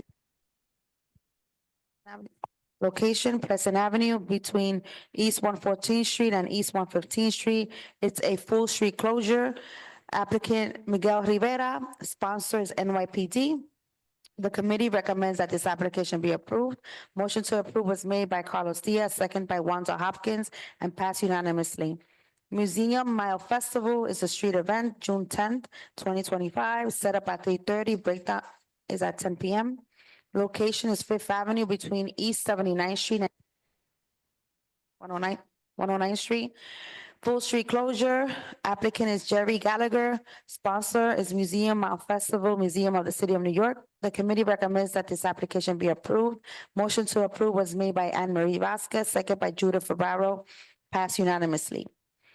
109th Street Annual Block Party. It's a block party, July 5th, 2025. Set up at 12 p.m., breakdown at 8 p.m. Location East 109th Street between Fifth Avenue and Madison Avenue. It's a full street closure. Applicant is Sonia Gibson. Sponsor 109th Street Block Association. The committee recommends that this application be approved. A motion to approve was made by Adem Brija, second by Judith Ferraro, and passed unanimously. Salsa El Barrio Multicultural Event. It's a block party, July 26, 2025. Set up at 11 a.m., breakdown at 7 p.m. Location East 109th Street between Second Avenue and Third Avenue. It's a full street closure. Applicant is Brian Martinez, and it's sponsored by residents of the block. The committee recommends that this application be approved. A motion to approve was made by Carlos Diaz, second by Adem Brija, and passed unanimously. James Weldon Johnson Houses Love and Unity Day. It's a block party. July 26, 2025, set up at 9 a.m., breakdown at 6 p.m., location Lexington Avenue between 112th Street, East 112th Street and East 115th Street. It's a full street closure. Applicant is Kenneth Cox. Sponsors James Weldon Johnson's Houses Tenant Association. The committee recommends that this application be approved. A motion to approve was made by Adem Brija, second by Carlos Diaz, and passed unanimously. 129 Annual Block Party. It's a block party, July 26, 2025, set up at 11:30 a.m., breakdown at 8 p.m. Location is East 129th Street between Park Avenue and Madison Avenue. It's a full street closure. Applicant is Antoinette Respass, sponsored by 129 Block Association. The committee recommend that this application be approved. A motion to approve was made by Wanda Hopkins, second by Adem Brija, and passed unanimously. Carnaval del Barrio Single Block Festival, August 2nd, 2025, set up at 8 a.m. and breakdown at 8 p.m. Location is East 116th Street between 2nd and 3rd Avenue. It's a full street closure. Applicant is Hector Gonzalez, sponsored by Just 3 Inc. The committee recommends that this application be approved. A motion to approve was made by Adem Brija, second by Judith Ferraro, and passed unanimously. Last but not least, Hispanic Heritage Fest, Single Block Festival, September 14, 2025, set up at 7 a.m., breakdown at 6 p.m. Location is East 116th Street between 3rd Avenue and 2nd Avenue. It's a full street closure. Applicant is Alex Garcia, sponsor by the Mexican Folkloric Dance Society of New York. The committee recommends that this application be denied. A motion to deny was made by Adem Brija, second by Wanda Hopkins, and passed unanimously. Any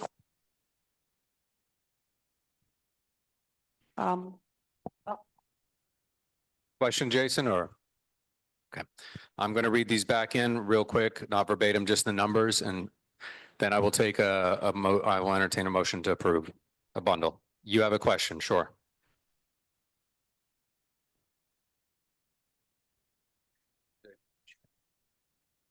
So if you can just clarify, there were 2 denials. Can you, is it a matter of paperwork? It usually is. Can you confirm? talk about one of them and the other one, Adem can talk about that one. I have to look, which one was it? Number 4? So number 4 was denied because of the paperwork. The paperwork wasn't put in on time, but this other one, last one I think it was, right? The Hispanic Heritage, he'll tell you why. What? Well, exactly. So last year, there were 2 applicants looking for that date. We had a few meetings. The committee spent a lot of time. There was an agreement in place that this applicant that reapplied would not apply for this date anymore. The deal was they would get it last year, which we granted it to them. Now, we didn't see an application from the other applicant, but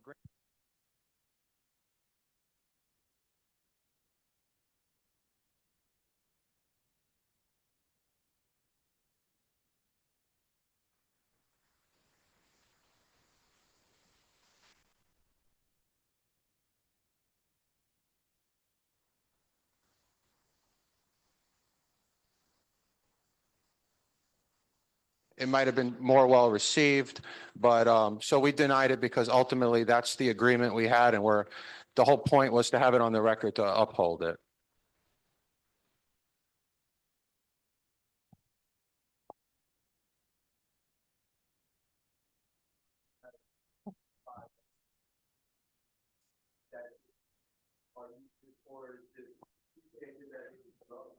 The deal was that person agreed that they just wouldn't do it that date anymore. They have multiple festivals on 116th Street to begin with.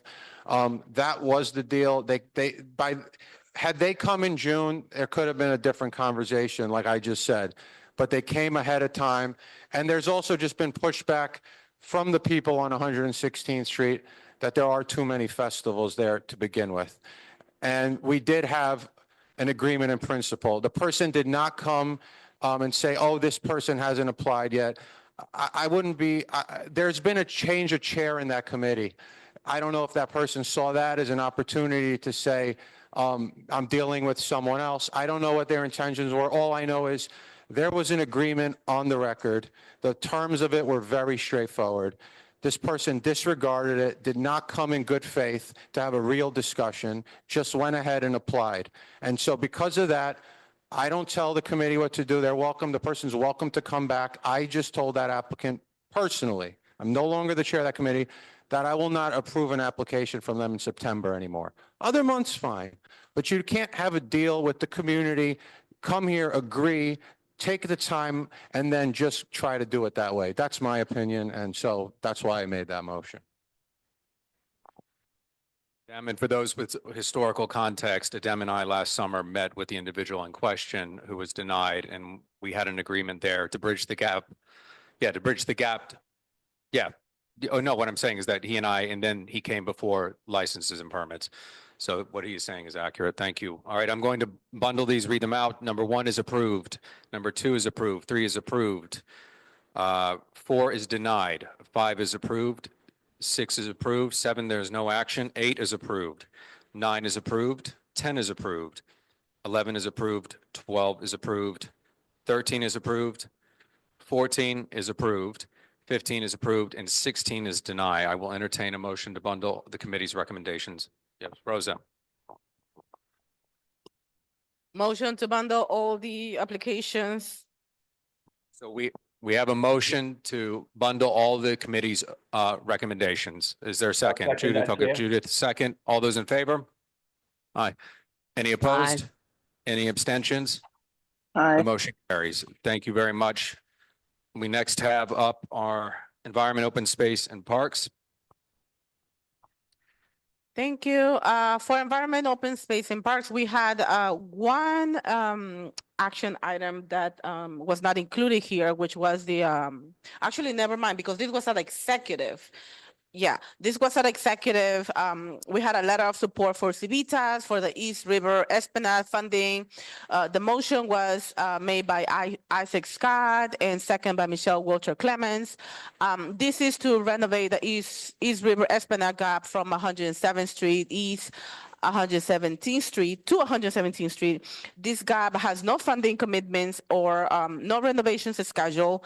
If you want to learn more about it, I do have flyers just in case, and you can also reach out to us, EOSP at CB11M.org, and we can direct you to Civitas. Also, for information only, I was able to join a breath of fresh air, the parade and block party on April 26th. Thank you to Taina for the invite. If you want to reach out to her, you can, her phone number is 646-331-8956, and her email is literally her name, tainatraverso@yahoo.com. And I also wanted to take the opportunity to thank everyone for the work that you put in for the Earth Day conference on Tuesday, April 22nd at El Museo del Barrio. Thank you so much. This year still was our Earth, our power, and our neighborhood. Thank you so much to everyone that was able to attend. Malik, Michelle, Connie, Russell, Samantha, Asher, David, and our Vice Chair, Jessica Elliott. Thank you so much for coming. Also, thank you to our Chair, Xavier Santiago, and Vice Chair, Jessica Elliott, for continuing your support and guidance with the Environment, Open Space and Parks Committee. Also wanted to thank Cynthia and every organization that came to provide environmental justice and education.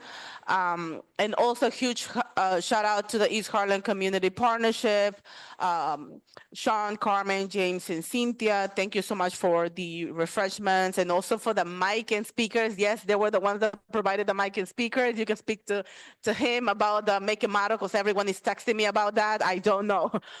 Students from District 2, District 4, District 5 were in attendance, visited all the tables. They were engaged.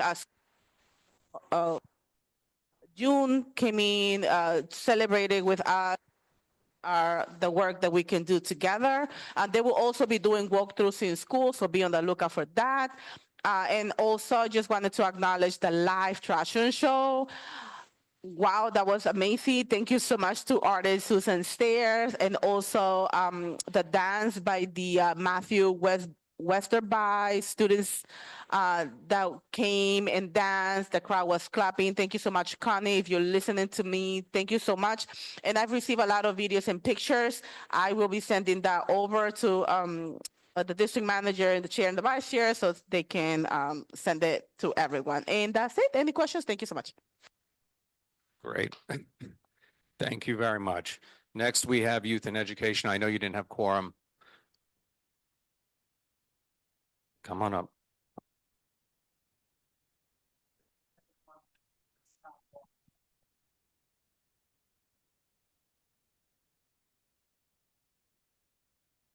I do want to say and have a wonderful tomorrow at Sport Time USA is having a ribbon cutting and announcing to the community all the wonderful new opportunities and sports that they will be having. Please try to join us over there tomorrow. It's going to be a wonderful event. I did ask her to come up because unfortunately we did not have quorum either. I've been on the board now almost 20 years. I've been attending meetings since 2006, when I became the director in 2005 of the Children's Aid East Harlem Center. And I have to say that 2 months ago at the Youth and Education meeting, I can't tell you how proud and thrilled I was as a leader in this community. During that presentation, I had Tyler Dillard, who was a tag student at 109 at Tito Puente, also worked at Children's Aid and was a team member. Chairing that meeting was Asher Rodriguez, another Children's Aid child that I worked with. Also in attendance was Malik McCullen, who I worked with at Frederick Douglass on the West Side in the 90s. Also at that meeting was Isaac Scott. And I can't tell you, another member I worked with in the 90s in Children's Aid on. So it's with proudness that I look upon the next 2 years that will be my last years on the board, as many of us will be turning over. And it's been really good to see the efforts made on the board to how we are going to address when those with knowledge are no longer on the board. How are we preparing ourselves? And in the executive meeting, which some of you have mentioned, and I asked, watch the last, because there'll be a lot to learn about where we go as a board. So it was really thrilling to hear Nilsa talk about, I'm coming back and I'm to help and the new leaders take force and move forward. And I commend some of you young people who have joined the board at young ages and have done that work.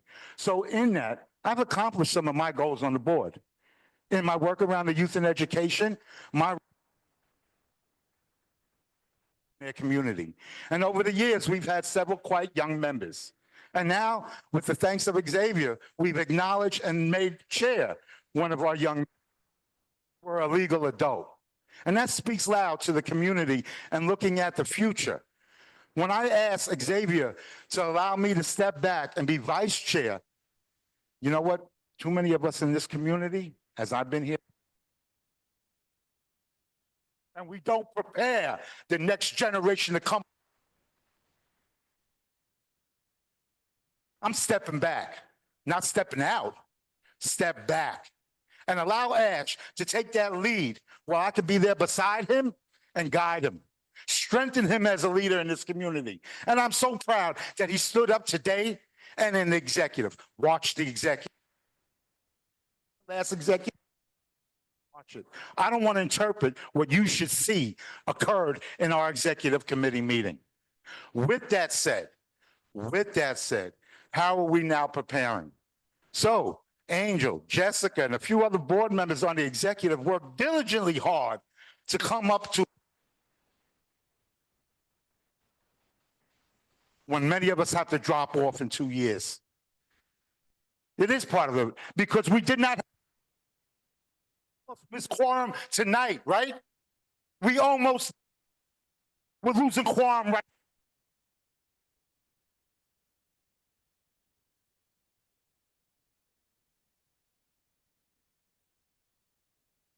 Me because I respected you always.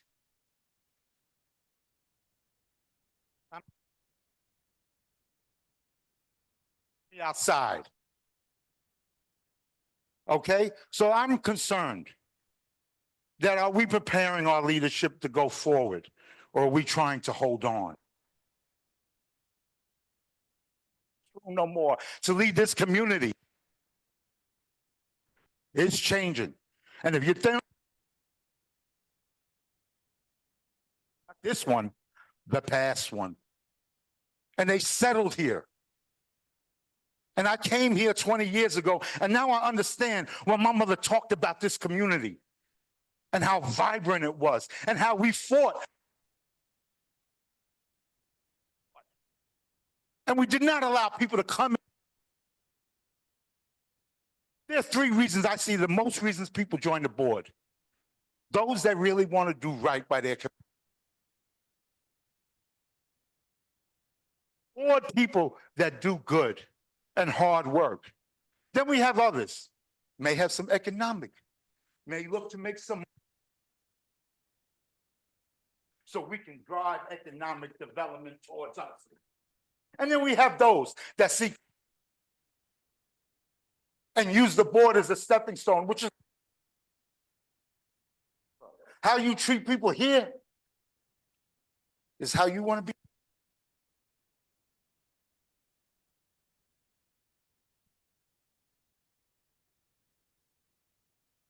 There's a lot of back and forth. I heard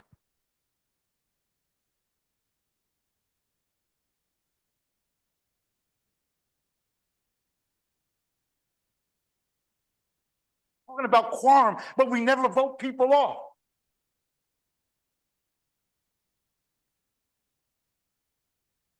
We don't do the business.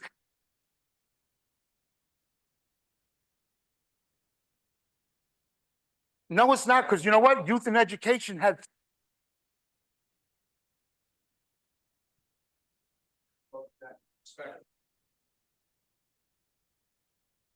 So Asher should wait more 15 minutes. Like, I see. I need to know the.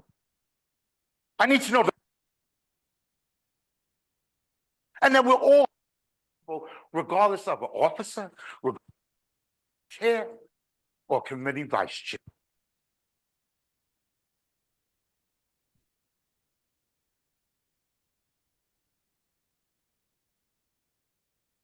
It's not right.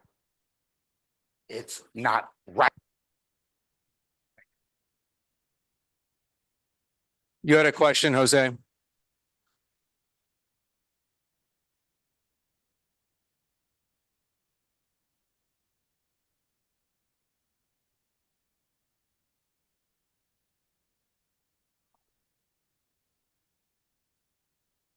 Okay, we will address that in executive.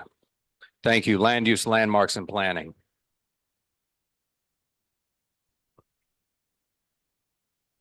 Jason Villanueva?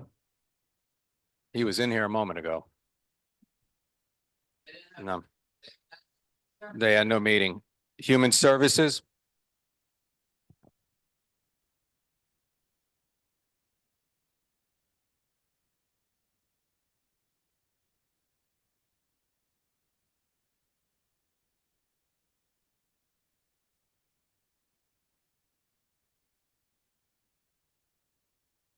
So we had our informational update. Peace and blessings, everybody. Peace and blessings. You know, sometimes things got to get messy for, you know, things to get right. So sometimes in leadership it gets ugly, and things have to come out for us to be held accountable. So and it's going. I think that we're moving in the direction of accountability and truth. Them last month to let you know they were coming up this month. One is a letter of acknowledgement for Argis and their capital project. They came before us and let us know the changes they would be making. They came, they did what they were supposed to do, give us the information. They committed to coming back and keeping us informed. Letter of acknowledgement. I keep saying that word because I don't want people to fuss about support. We didn't give support to them for anything. We just acknowledged that they came before us as OASIS directed them to. The second motion was to provide a letter of support for power in the shower. We work with them to develop, to work on their proposal that they would submit to funders for funding to bring power in the shower in East Harlem. So we know this is an important service, and it's very innovative, and we need things like this in our community. Especially as we're dealing with so many folks who are, dealing with housing insecurity or just, not able to get clean showers. So that's the second letter of support. This is a letter of support. We do support that proposal. We worked on it with them, and we support them giving that proposal to a funder.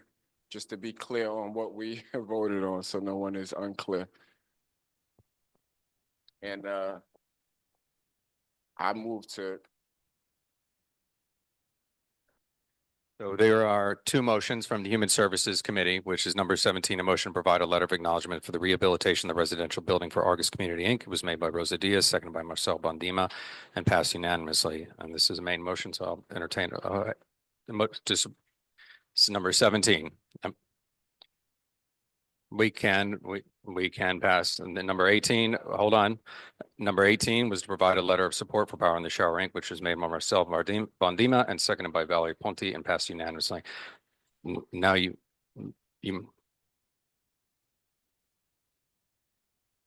Okay, Jose Altamirano moves to support the two committees' letters as stated into the record. Is there a second? Nilsa seconds. All those in favor? Any abstentions? Aye. Any opposed? Any abstentions? The motion carries. Thank you. Thank you very much. Preparing for one open street event in May 24th on 115th Street, Madison Ave. I would like to work with Candy, I don't know if they heard, and Frank at the Garden, and the folks on that block. So and we'll be talking about it at the next Human Services meeting, but we are more than happy to have you participate with your organization or just come out and celebrate. Thank you. Next, land use did not have a meeting, so Jason, you're fine. Okay, good. District needs and budget did not have a meeting, but We did not receive the executive budget documents and therefore did not meet. thank you. All right, next we will go in economic development, sorry.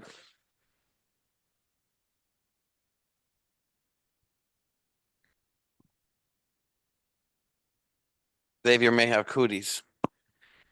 All right, we had a very short agenda, but thankfully to that, we take advantage sometimes as we do. And we went into our budget and district needs, and we kind of started tackling them one by one to see what the responses are. As you all know that have been here for a long time, and for those of you new, the budget and district needs seems like a very tedious ordeal that we deal with, but it is where a lot of the great work comes. I've seen things on that get passed over the years. Now it is a very slow process. And you're laughing because he was a good chair. Jessica's doing a great job with it as well.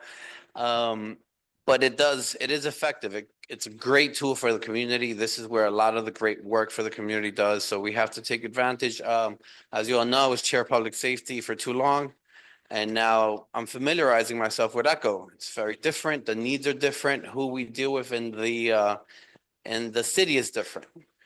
So thankfully I have a great committee. They're looking forward to working and tackling each individual response. We look forward to getting a move on for the September, because typically this falls in September, then we are asked to vote on it in October. Sometimes it's hard to disseminate all that information that quickly. But the committee's doing a great work. Any questions? Okay, thank you very much. Next up is executive. Okay, as many of you may or may not know, we have the Open Streets program, and some of these licenses also too didn't make it in time for executive. Given the time DOT gives us, we only get 30 days to approve. Otherwise, it would be with licenses and permits. Usually we get 60-day runway. when it comes to licenses and permits. So in this case, we have to put it either on executive or license and permits if it times out. So the first one was number 19, El Milagro Restaurant Grill and Inc. Doing business as El Milagro Restaurant Grill.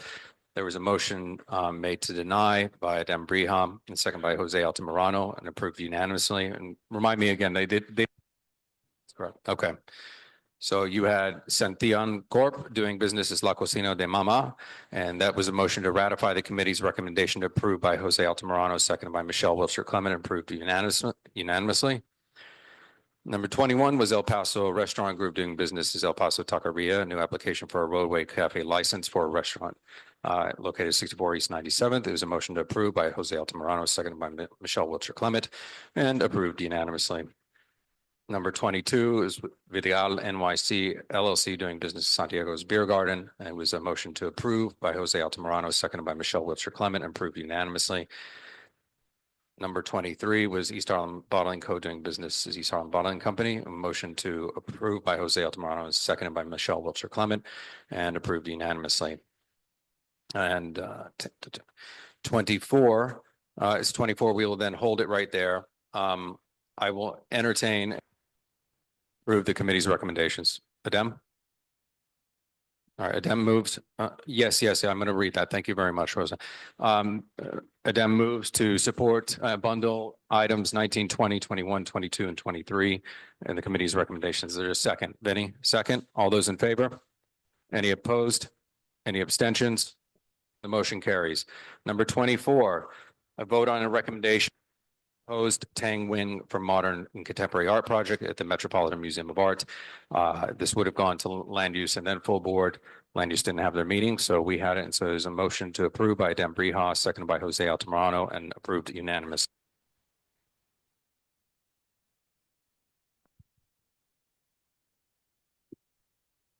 So so anything within that that museum, and because we abut Central Park, then because it's a change in the building's envelope, it goes to those community boards. And so that's why they had a meeting, they presented at land use. So this is just part of their process. Yeah, so thank you. Yes, Jason. All right, Julie, you have a question? No. All right, Jason. Is there a second? All right, all those in favor? Aye. The motion Aye. carries. Gave to Joel. I didn't see your hand. Sorry. But thank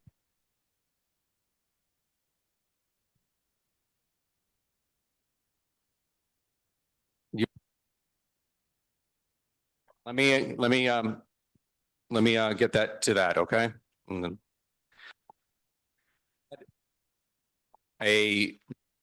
made by Dem Briha to remove Alita Chickenbone from board membership, second by Nilsa Rahman, passed with 3 opposed, Elliot Scott and Wilshire Clement. Little history, just context. The conversation was very impassioned as it comes to when we're dealing with board members in attendance. There was a lot of talking over. When you watch the meeting, there was a lot of talking over. And when we went to vote, yeah, so when we went to go take the motion and discussion, when we went to have the discussion and the debate, there was confusion and talking over back and forth. 2 members felt that they didn't hear the motion. I didn't. When I went to repeat the motion, to me, it was very clear. However, certain members expressed, because when we went to clear it, 2 members abstained. In that moment, there was an expression of, I would say, frustration, but also expressing that we had a whole process. We spent a lot of time in executive, and I'll let those members who wish to speak for themselves in it. They took a position, and we conferred and asked if we could carry the motion again, because the first one did not pass because there was confusion, as is our custom when it comes to observing when something doesn't pass. And we've done it at full board, we've done it at other committees. We'll just merely restate the motion. Now, I'm very clear. I want to employ more parliamentary procedure. I've been a big push on that. However, it got very heated. And we had the other motion that was presented. It did pass. However, there's been expressions that people feel that things there was questions with procedure and whatnot. But again, I want those members to speak fully for it, but politely about it. And we handle this civilly as a body. That's all I'm asking everyone to do. But the second one did carry, but however, we need to have a discussion on it now. Okay, Isaac? I would like to respectfully say, and this is with confidence in watching the video and reading the transcript, that that was a false statement you just made.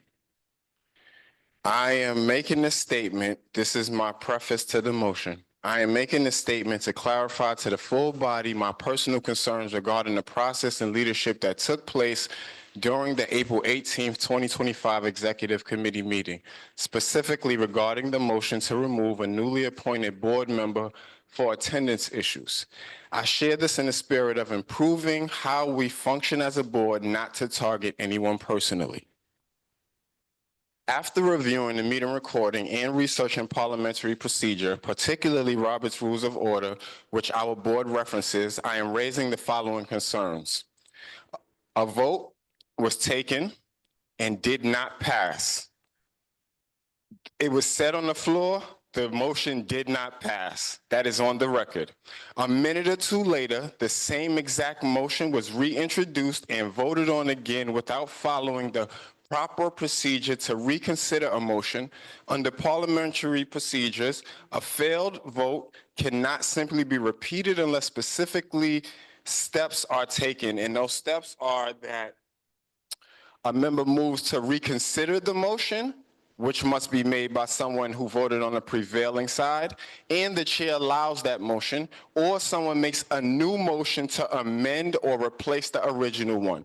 As I repeat, the first motion did pass, and when you watch the executive committee video, you will see that the motion did pass. It did not pass, excuse me. The first motion did not pass, and it was stated on the record it did not pass.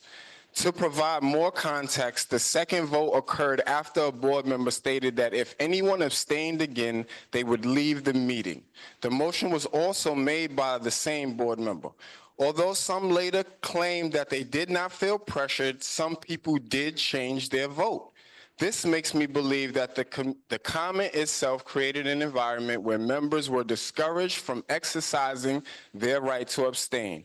This, I believe, impacts the fairness of the voting process. In the same vote, the chair waited until all the votes were casted before voting, seemingly to break a tie. While the chair does have the right to vote last, using it in this way raises concerns about neutrality and fairness, especially during a sensitive decision like this. After concerns were raised to the chair, I did send an email. The chair responded by citing custom, the same way he cited earlier to David, practice, to justify the revote and did not acknowledge any errors. Custom does not override proper procedure, especially when the issue involves the rights of a board member and the integrity of a vote. This situation reflects a broader concern that I want to bring to this full board, that decisions on this board increasingly appear to be influenced by personal relationships and alliances rather than fair and consistent standards. Board members who are more senior are not voted off as quickly and are not judged the same way that this same board member was judged. This undermines public trust and board credibility. Therefore, the motion, I move to move this motion and question back to executive committee for proper reconsideration, as the process by which it passed at the April 18th meeting did not follow standard procedure and raises serious concerns about its validity. I would encourage you, as I end this statement, that y'all heard what the chair said. And if you go and watch the video, you will see that that was a lie. Entertaining the motion, I have two hands up, Adembria and Jose Altamirano. Okay.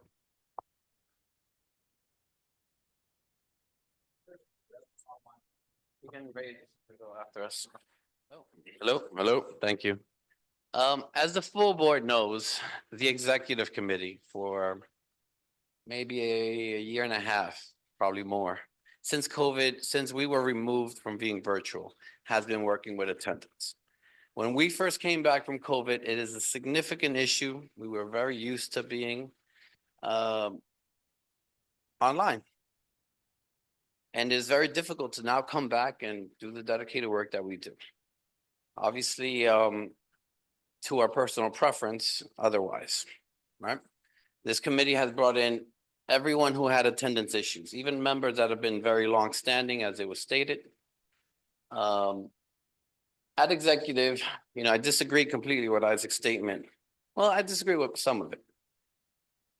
More into the sense of our procedure. Our procedure is, we do a motion, we always take a position on this.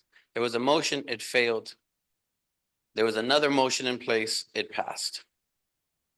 That's as simple as it was.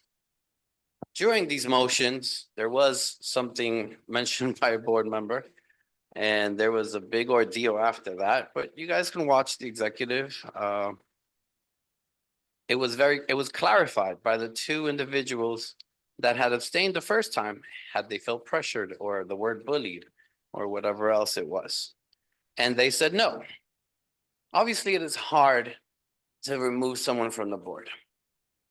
But if you ask me the difference between someone that has a very long-standing, has been a community board member for 20 years, has grassroots into this community, has done amazing work for his community, against someone who just started, I think there's a significant consideration to be held.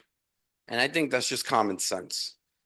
And regardless, we have followed our procedure the same way for everyone. And for the most part, even those longstanding members have shown a change, and we have gotten better quorum. This particular individual has missed, I think, every meeting Asher has had, which, as you can hear, Youth and Education has significant quorum issues. As you heard from David's speech, as we heard from the vice chair report, that quorum is an issue.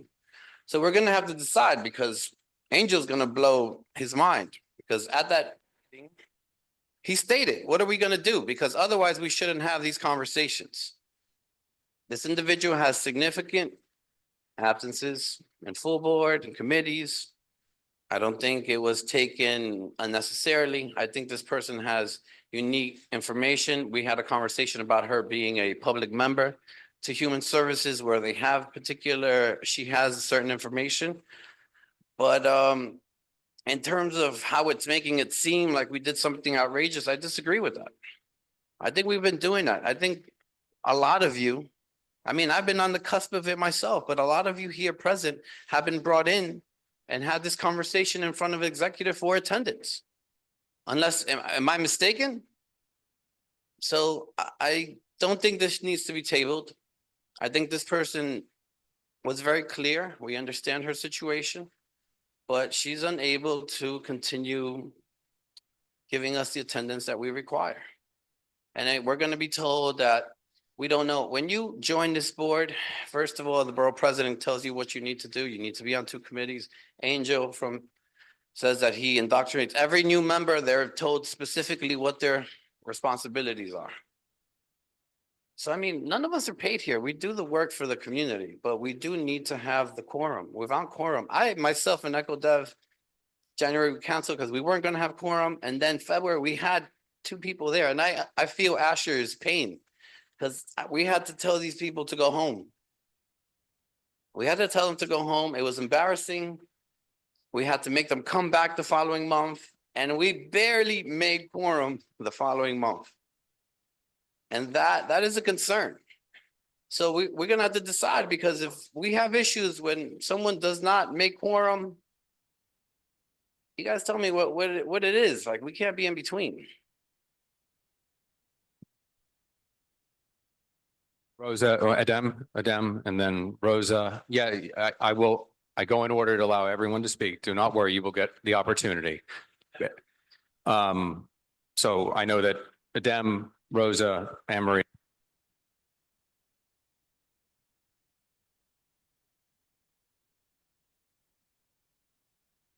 They're all in order in my head. Full disclosure, because you can watch it, I'm the member that made both motions, okay? First of all, The first motion did not pass. When it did not pass, I asked Angel, can I make another motion, the same motion? I was told that I could. When I questioned the abstentions, I specifically said, and it's on the record, vote yes or vote no, but don't abstain. We've had executive meetings where we've gone into it about what an abstention means. An abstention means you do not have enough information to make an informed decision. So I said, the person that can answer all your questions took their time to be at this hearing. If there's something that you don't know or need to know, ask them and then vote. Don't vote like I did, just vote. I wasn't asking them to change their vote to what I wanted. I was just saying to take a position because that's what we're here to do. I understand it was a tough decision. I wasn't targeting anybody. I don't know this person, partly because they don't come to meetings, and I take quorum seriously. I offered my services as the housing chair because there were 3 or 4 housing meetings that didn't have quorum. Since I've taken over, we've had quorum every time. So this is something I said and something that I've backed up. I've had attendance issues, and Jose made great points, and I'll just piggyback on one thing. There was questions about why longstanding members have come to these hearings and not been removed. That's not really the truth recently. I'm actually the one, and maybe other people asked it, I told this person, let's stop worrying about the past. You can't control what meetings you've missed. But moving forward, you've expressed certain things, and I won't disclose it. It was on the video, but it was an executive, so I won't disclose it. But certain things that have made that person not be able to make the meetings they've missed, they said that that wouldn't really, they couldn't promise that it would change moving forward. Because had they said that they could recommit and be able to be in attendance, I would have considered that. But you didn't make the meetings, and you're saying moving forward, I don't see it changing. So that's why I took the position. The idea that I bullied people and threatened people because by saying that I would leave a meeting, I specifically said, as was said before, that this committee has met for over a year. We've spent hours in that room, in person, on our own time, having these meetings about attendance, about quorum. And then we go ahead and we say that we're going to give grace, and that's fine. But then where does that stop? We have 40-something members. So then why are we going to have a hearing for everybody? I simply said I felt that the work of the committee was being undermined and that I didn't really want to be present for further discussions that just seemed to be pointless. If that's a threat, if removing myself from a room is a threat, then I guess I threatened people. But I didn't know that was a threat. And I don't think the people feel threatened because I'd have been happy to apologize to them. But they immediately said that. And I don't think that I'm that threatening, and I don't think that I would threaten anybody that I was working with. I'm here to work with everybody. So I don't take it personal. I actually will say this. Watch minutes 50 to 55, and you can make your own decisions on what happened that evening. Rosa?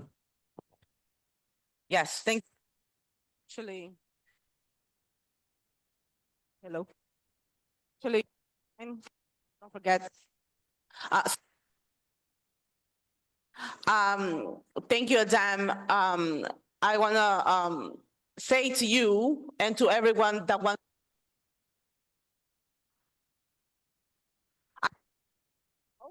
But thank you for the support. I did not feel bullied at all at the executive meeting from your motion. I just felt that it was just.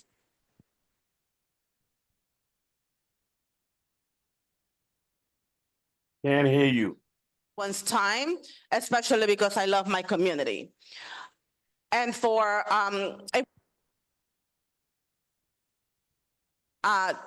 I know that Angel's words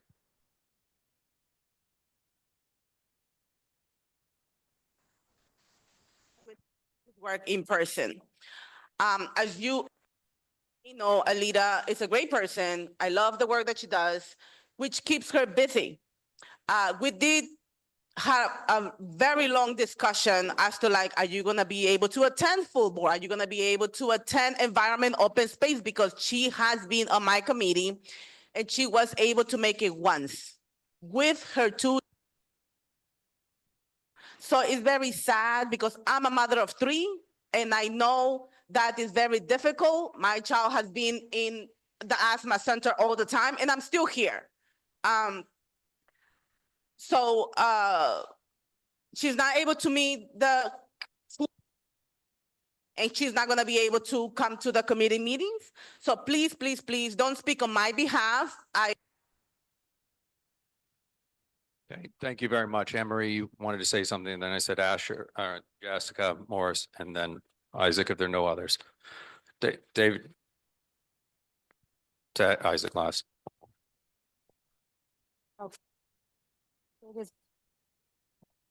How do I say this ghetto and staying professional? Because because I really want to get ghetto, but I'm a professional, right? I'm just gonna say my piece because you all heard what the other members said. So I was one of the ones that said abstain, just like Rosa, we were the two. And because I want to talk about me, I was confused. There was back and forth talking. And I said abstain. I know what abstain means. I know what president not voting means. But at that moment, that's what came out of my mouth because I didn't want to say president not voting and I didn't want to say yes or no yet. So I said abstain. And one of the members there, and you could look at the video, said that apparently, I don't remember how exactly he said it, but I was called ignorant, right? Or a chair that doesn't know what abstain means is ignorant. And I got upset and I said, I'm not ignorant. And then they said I was bullied by a them. I'm not scared of you, them. I'm not scared of nobody. Nobody bullies me. Nobody threatens me. I'm from East Harlem, Taino Towers. Let me know. Very upset quick because I thought that was ridiculous.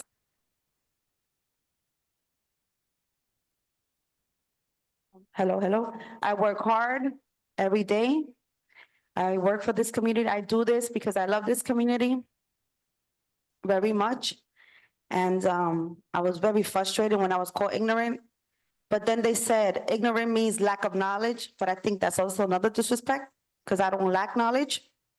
And to this day, I haven't heard a apology. Then another board member clapped and went like this. This is the new clapping thing now, right? Clapping thing. So that was disrespect. I think we should all respect each other. We adults.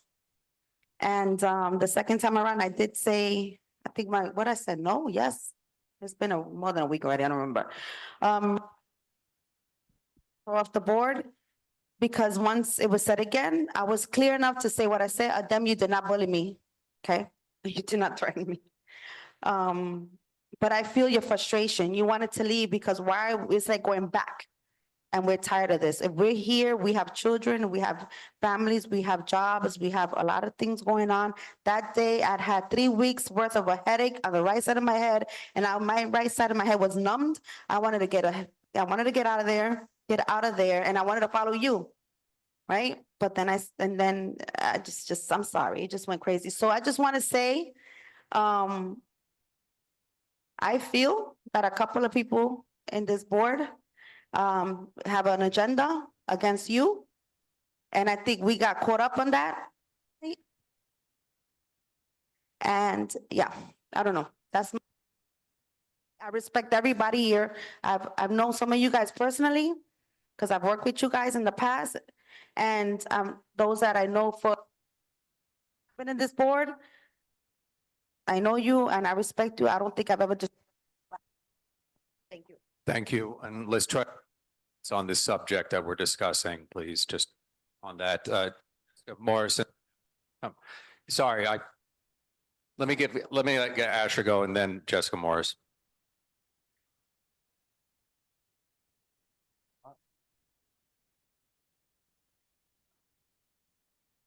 Sorry, I got confused for a moment. It was supposed to be Asher, then Jessica Morris. David, you let all the people speak first and then come back to the person who spoke originally. Everyone gets a turn. I'm not gonna put like my personal feelings about this vote into this at all. I just want this because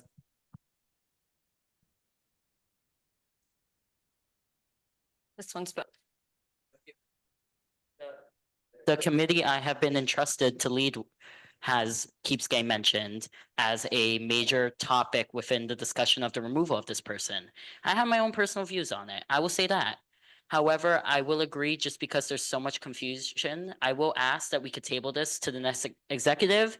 And that's a lot coming from me, because I'm usually like, let's just get it over with, because we sit through these executive meetings not doing anything, talking about the people who aren't here. However, if there's so much confusion over it, the simple solution is we go back to executive next month. We have all the facts. It's already been spoken about. And full transparency, I wasn't at the last executive meeting, but I did watch online. I was able to vote, but I just asked, because my committee that I'm trusted to lead keeps getting mentioned. Can we just like table this to the next, because we've already been here for 3 hours arguing, and I get it. We all have feelings and stuff wants to be said. However, if it could just be tabled, if there's so much confusion, to make sure that we adhere to what is protocol. Thank you. Jessica Morris.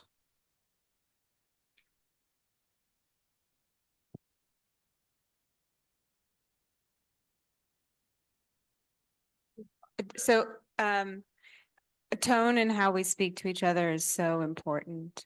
And I think, a clean procedure with something.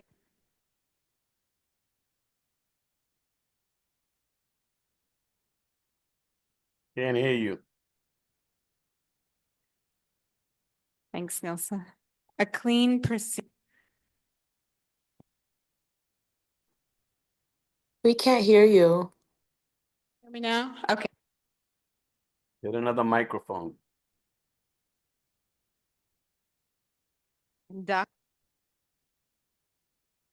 Also really important. I know, Jose, you had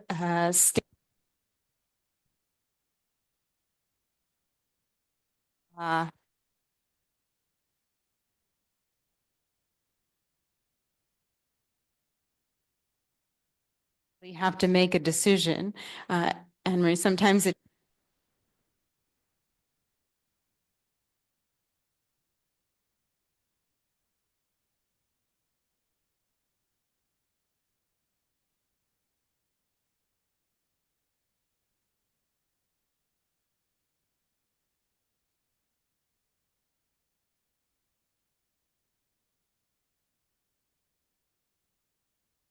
Can't hear you. Removed. There was active engagement with the member was to be removed, including me calling the individual to make sure they would appear.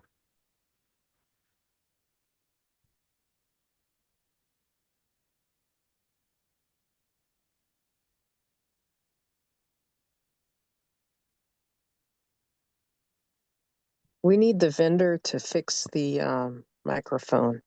Yeah, If guys, David. It's so that people online can hear. Good. All right. Thank you. Go on, David.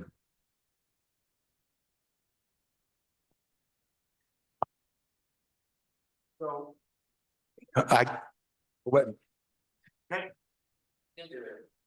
Sister Ellen Patricia Finn, follow the policy and you can't. That's a supervisor I had for 7 years.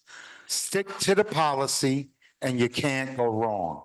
And I think some of the things that have arisen, thank you, Jessica, for raising how we communicate. Because when I was listening to that meeting and the back and forth between all this discussion, I understood where Adem was coming from. I also understood where Isaac was coming from. And I also understand as a board, when we do say we need to move forward, and doing the business of the board is removing people when they don't participate. And I think when we start making exceptions to the rule, we start. And that's where we are tonight. We make exceptions for this member, not for that person.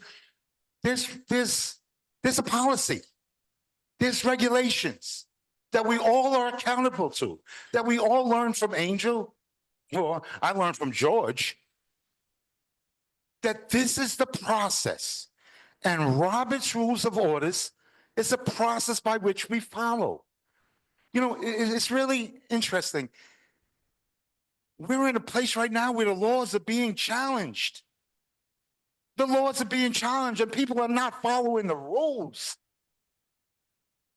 And then miscommunication happens. Then feelings get hurt. Then we're good. If we go back to some real serious things. The stuff Isaac, that's true. And review our process. Because you know what the worst thing is? You say this is the way you operate, and then you don't. And that's why we have this here. See, this board, for me, is 20 years ago right now. And the chaoticness and the fighting, that's not why I joined 20 years ago. That is not why I joined this board. And some of y'all were here, and some of y'all know. We're going back. When we start not following the rules, we run into problems. Think about it. We need to stop, pause, reflect before we make decisions on emotions. Because you know what? I felt what Adem felt. I don't want to be part of a process that doesn't stick to what they're saying it's going to do. And then sit up here and cry that we don't have quorum. But we won't do the business to remove the people that don't attend on their will. Now I'm gonna share this. I can't be late tonight because I had a 9-year-old attempt to commit suicide. And I was back and forth with my staff to ensure that that kid gets the help. Staff couldn't do it, I wouldn't be here tonight. I'd be there in the psych emergency room. Stick to the policy and you can't go wrong.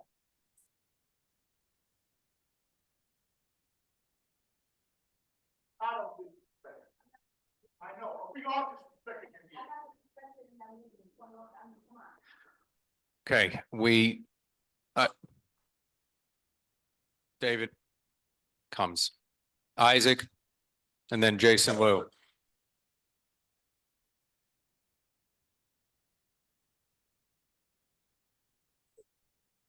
I just want to clarify, I heard the people say a few things, and I want to clarify before we do take a vote, whatever the vote may be. I don't really care which way the vote goes, but I do feel like I needed to raise this because we didn't follow procedure. You can't double vote. That was the whole point that I brought up. The motion did not carry, and there was a statement made on the record. However, we articulated, the statement was made. If people abstain again, I'm leaving the room. People change their vote. We can look at that however we want to. People change their vote after that statement was made and the revote was taken. Anne Marie, I'm such a bigger person that I can apologize if you felt offended, but let me finish what I'm saying. Please don't cut me off, nobody.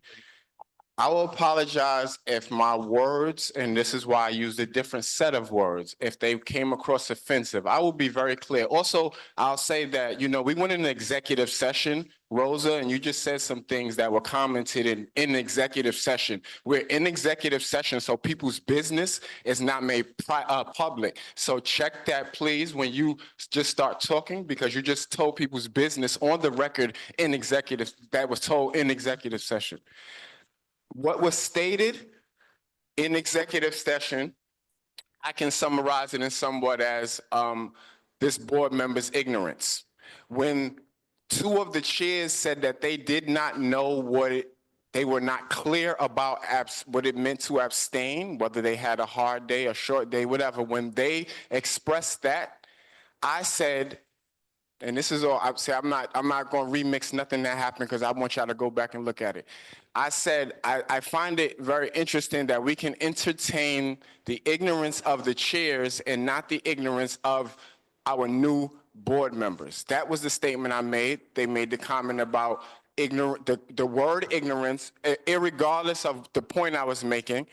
I changed the word from ignorance and expressed it as a lack of knowledge and asked the question again, why are we entertaining the lack of knowledge of the board chairs rather than how come we can't have the same grace for both? If you understand what I'm saying? That was the comment that I made that sparked people about feeling offended about me using the word ignorant.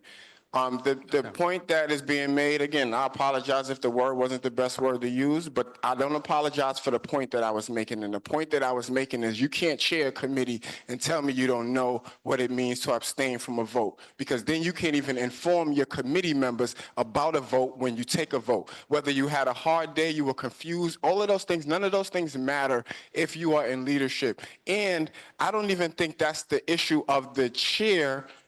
I think it's the issue of the executive committee chair to assign people to committees who don't understand what it means to abstain from a vote. If that's what it was, it's either you was confused or you wasn't confused. That's it. And that's the point that I'm making, in that, I heard also, I disagree with you, Jose. I don't think that we should weigh longstanding members versus, you can't determine who's a better committee member or community member, rather. We got people on this board who don't do nothing on this board, and people who serve in the community way more than them. I don't disagree with how we pick and choose what excuses we accept, because that's all we do. Call people up, tell me your excuse for why you can't come back, and we'll decide. This person did not say they couldn't make it. They let us know that they get their travel schedule at a certain time, so they couldn't always be sure about certain things. That's what they said. And without revealing, the statements that are being made, this is why it's good that folks read or watch the videos. Watch the videos. The matter is the double vote, y'all. The motion that I'm making is because we did a double vote, and that's illegal. You can't double vote. If you could double vote every time something does not pass that we don't like, someone can just make a new motion and then it would pass. When a matter is settled, it's settled. You can't just bring back the same exact motion without there being an amendment or a change or something like that. And I heard on the record during the cross chatter out of the board chair's mouth, the motion did not pass. So again, that's on the record. We can't double vote. So this vote is illegal in and of itself. And my motion to push it back to executive committee was actually grace. I could have just made the statement and sat back down. I think that we should pull it back to executive committee. If y'all don't want to pass it, then, whatever the vote, it doesn't matter. Whatever happens, happens. But it should be a fair and correct vote where everyone is clear. No one is not clear about what they're voting on, why they're voting. And to that point, if we are updating the bylaws right now, specifically around attendance, then I think we should table bringing people to executive committee to remove them before, and then go and change the bylaws after that. So that's all I say. I'm not really going back and forth with y'all. Thank you. The motion is on the floor, though. We had some other questions, and before I entertain it, Jason, then Jewel, and then Adem.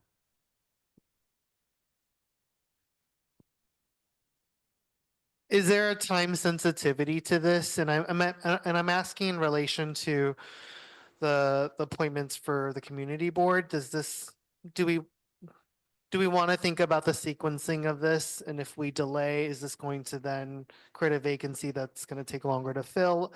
So just on that practical level, that's my question. So thank you for the question. I believe at Borough Board, they made the announcement that hopefully in the second week of May, that they will make the announcement of all of our slots that are going to be filled. So if we wait till May to deal with this, we will then create a vacancy. However, it is a responsibility of the Borough Board, not Borough Board, Borough President, to appoint members quickly when there is a vacancy. We have seen various patterns in administrations where they do not appoint quickly and some do. So this is partially a reality. So it's a hypothetical. I'm not going to say one way or another on it. It is but that would be the sequencing of when things would happen. Jewel, your question. Number 25. So I'm question and in terms of that. You mind if I have his? And then I'll call the question. Thank you very much, Joel. In adults' mouths, everybody spoke. Hearing that there was confusion on the motion.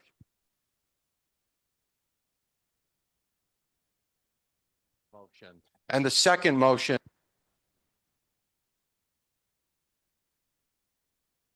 Our district manager, who we all turn to,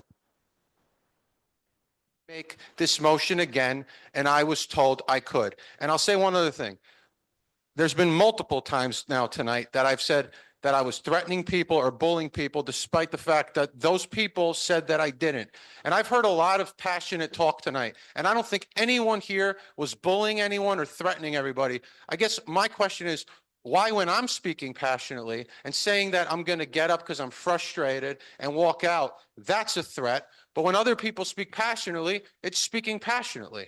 I don't think I spoke any more threatening tonight than a lot of passionate people. That night than a lot of passionate people spoke tonight. So, I don't want to make this personal, but it's starting to feel personal towards me. I will say that. Thank you. We have a call to question. So it means that we had a motion that was put on the table, and I want to iterate something that some of the comments made. I asked you to watch the video. I have referred this to my mentor, professional registered parliamentarian, to review everything, just so I know in my training. But again, I will be sending a cheat sheet for what our process is, what custom is. I've already talked to Angel about putting something up in the board office so we can start implementing these procedures. Like, I move to reconsider the previous motion. That's fine. Our custom has not been that. Regardless, we have a motion on the table to table the removal of Alita Chickaboom and send it back to executive committee. Is there a second? Nilsa, second. Roll call, please.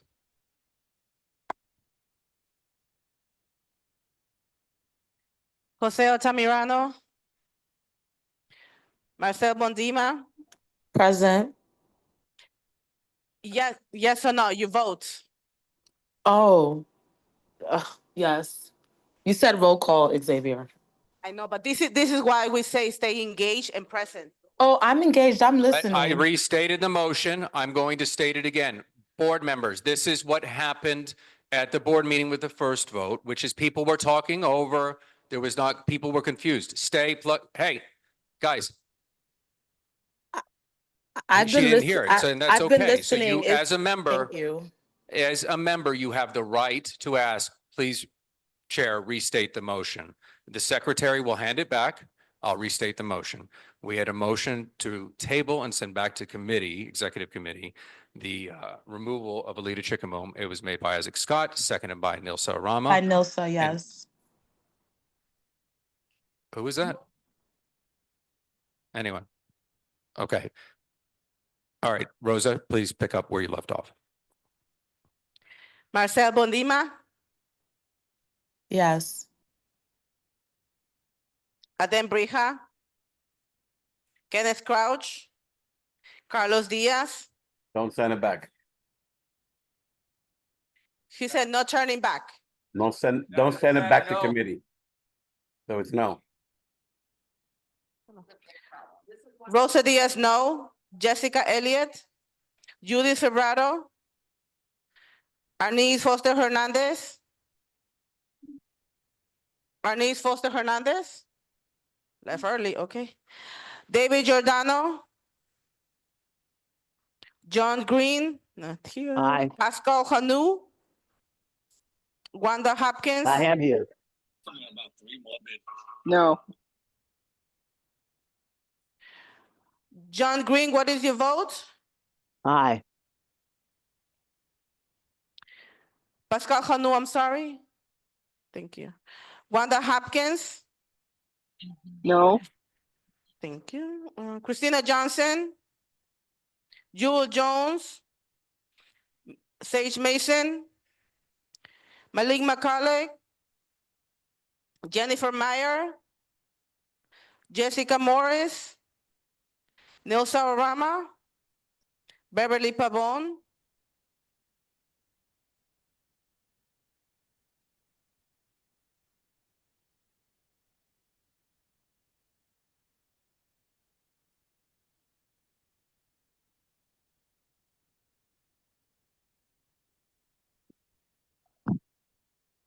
Samantha Pedreiro,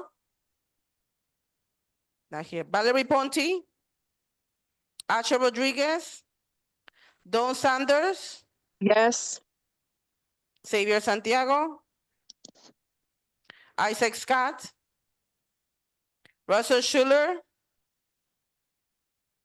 Loretta Souls, Derek Stampone,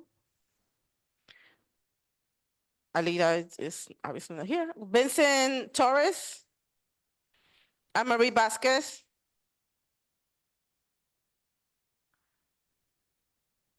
You don't have, it's President Martin's conflict of interest.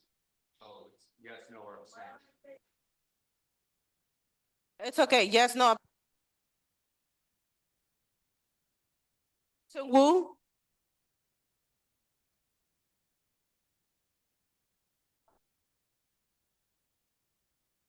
Michelle Walter Clement, Jace, not, wait, Candy Bisbes Vasquez, not here, Jason Wood, you said, I'm sorry? Okay.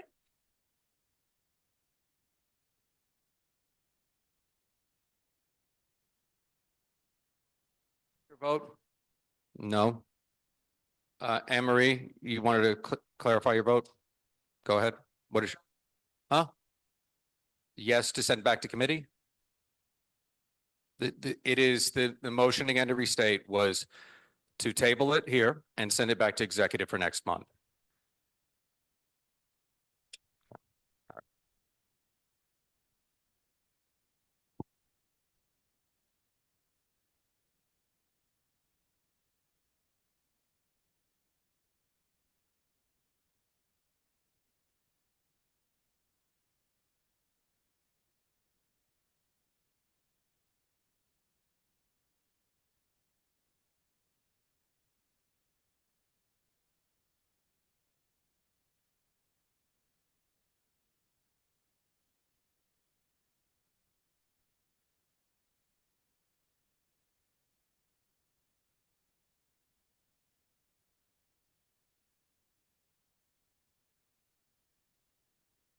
Anybody talking?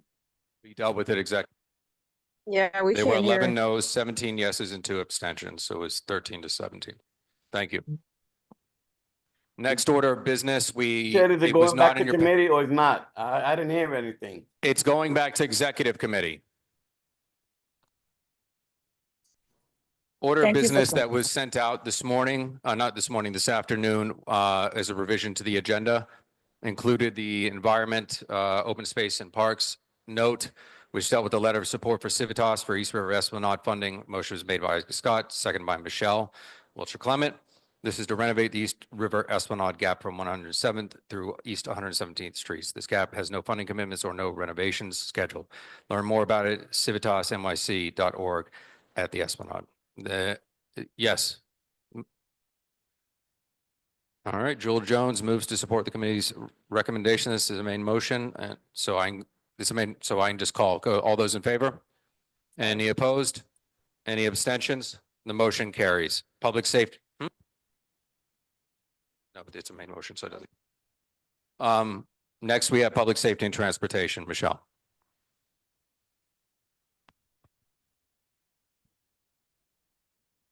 Quickly. Hello, everyone. We had a presentation, a mini presentation from Detective Powers on the real-time surveillance. It's controversial so that if something,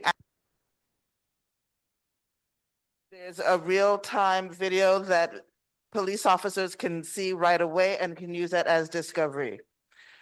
You can get that information online.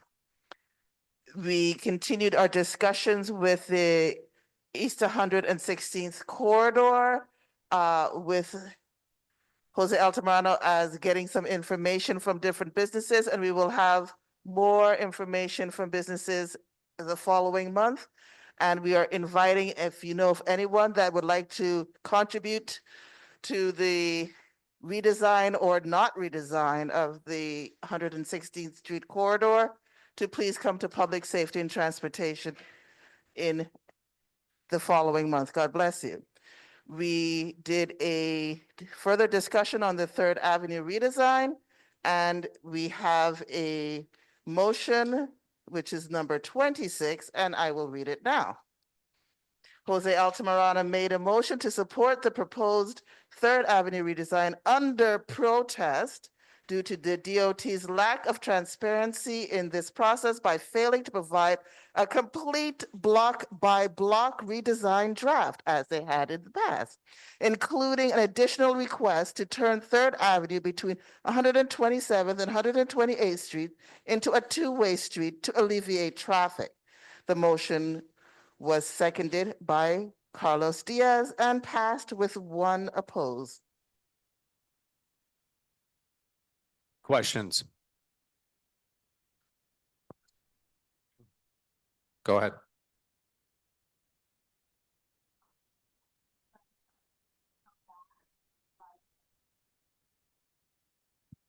More information was given, but not the us.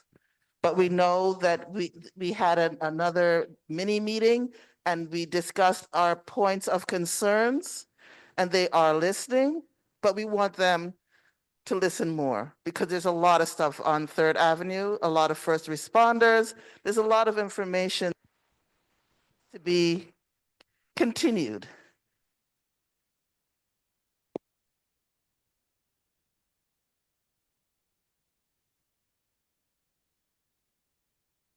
Yes, with DOT, always. They're All right. All right, we're gonna quickly, but they're going to start construction on this project very soon. So that's why we voted yes. Otherwise, had their timetable, we would have taken another position. But since construction will probably be very imminent, which is why it doesn't make sense for them to say that they don't have the redesign, because when you do construction, you kind of need that design, right? Doesn't make sense. So that's Okay. why. There was a motion to support the proposed Third Avenue redesign under protest due to the big under protest.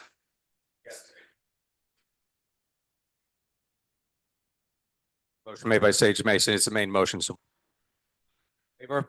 Aye. Aye. There's What? two names. Jessica Elliott, no. Jessica Morris, no. Jason Villanueva, no. Nilsa Rama, no. Judith Fabrero, no. Any others? I need you to raise your. Valerie Ponte, no. That's really fun.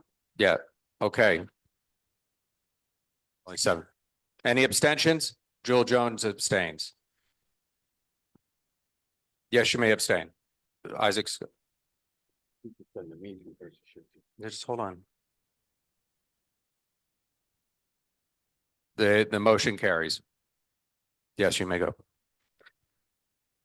Because we are over time with our VR team. New business is 27, Patio de Fela LLC doing business as Patio de Fela renewal application for liquor license 0340-23-130-605, located at 2253 Third Avenue. There are no changes to previously supported methods of operation. It's approved administratively. So Deli Restaurant renewal for liquor 1211 64 East 97th Street. There are no changes to previously supported methods of operation. This item is. Any old business? Any announcements? Okay. Everyone, Sage. On Monday, May 5th.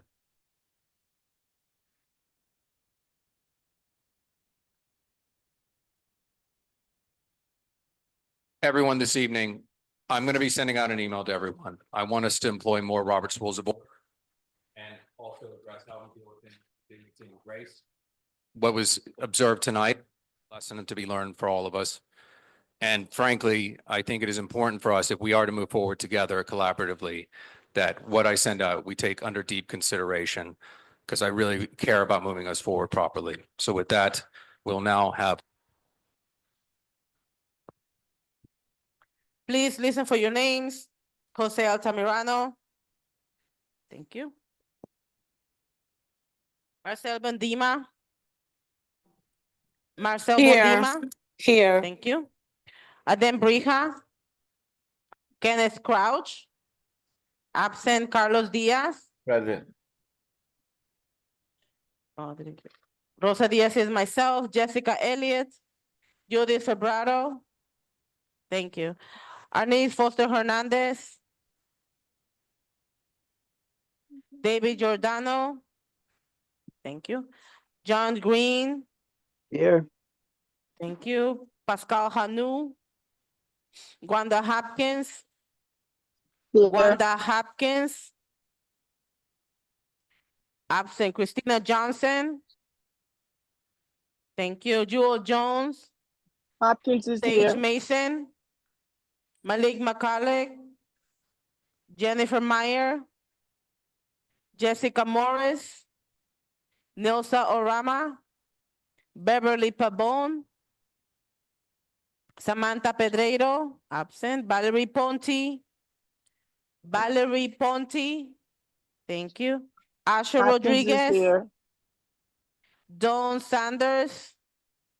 Hello. Dawn I'm here Sanders. too. Dawn is here and Absent. two other. Xavier No, Santiago. hello. Isaac Scott. Hello. Hello. Russell Hopkins Schuler. is here. She Loretta can't hear So. her. Absent. Derek Stampone. Thank you.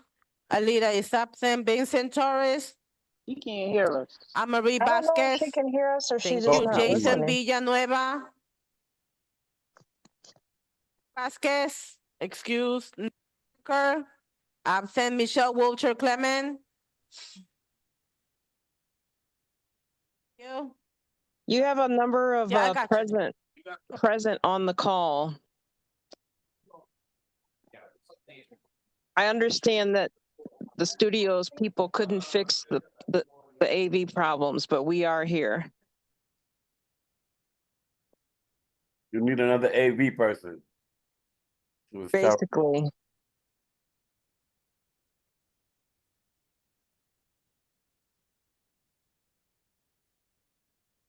Is there a motion to adjourn?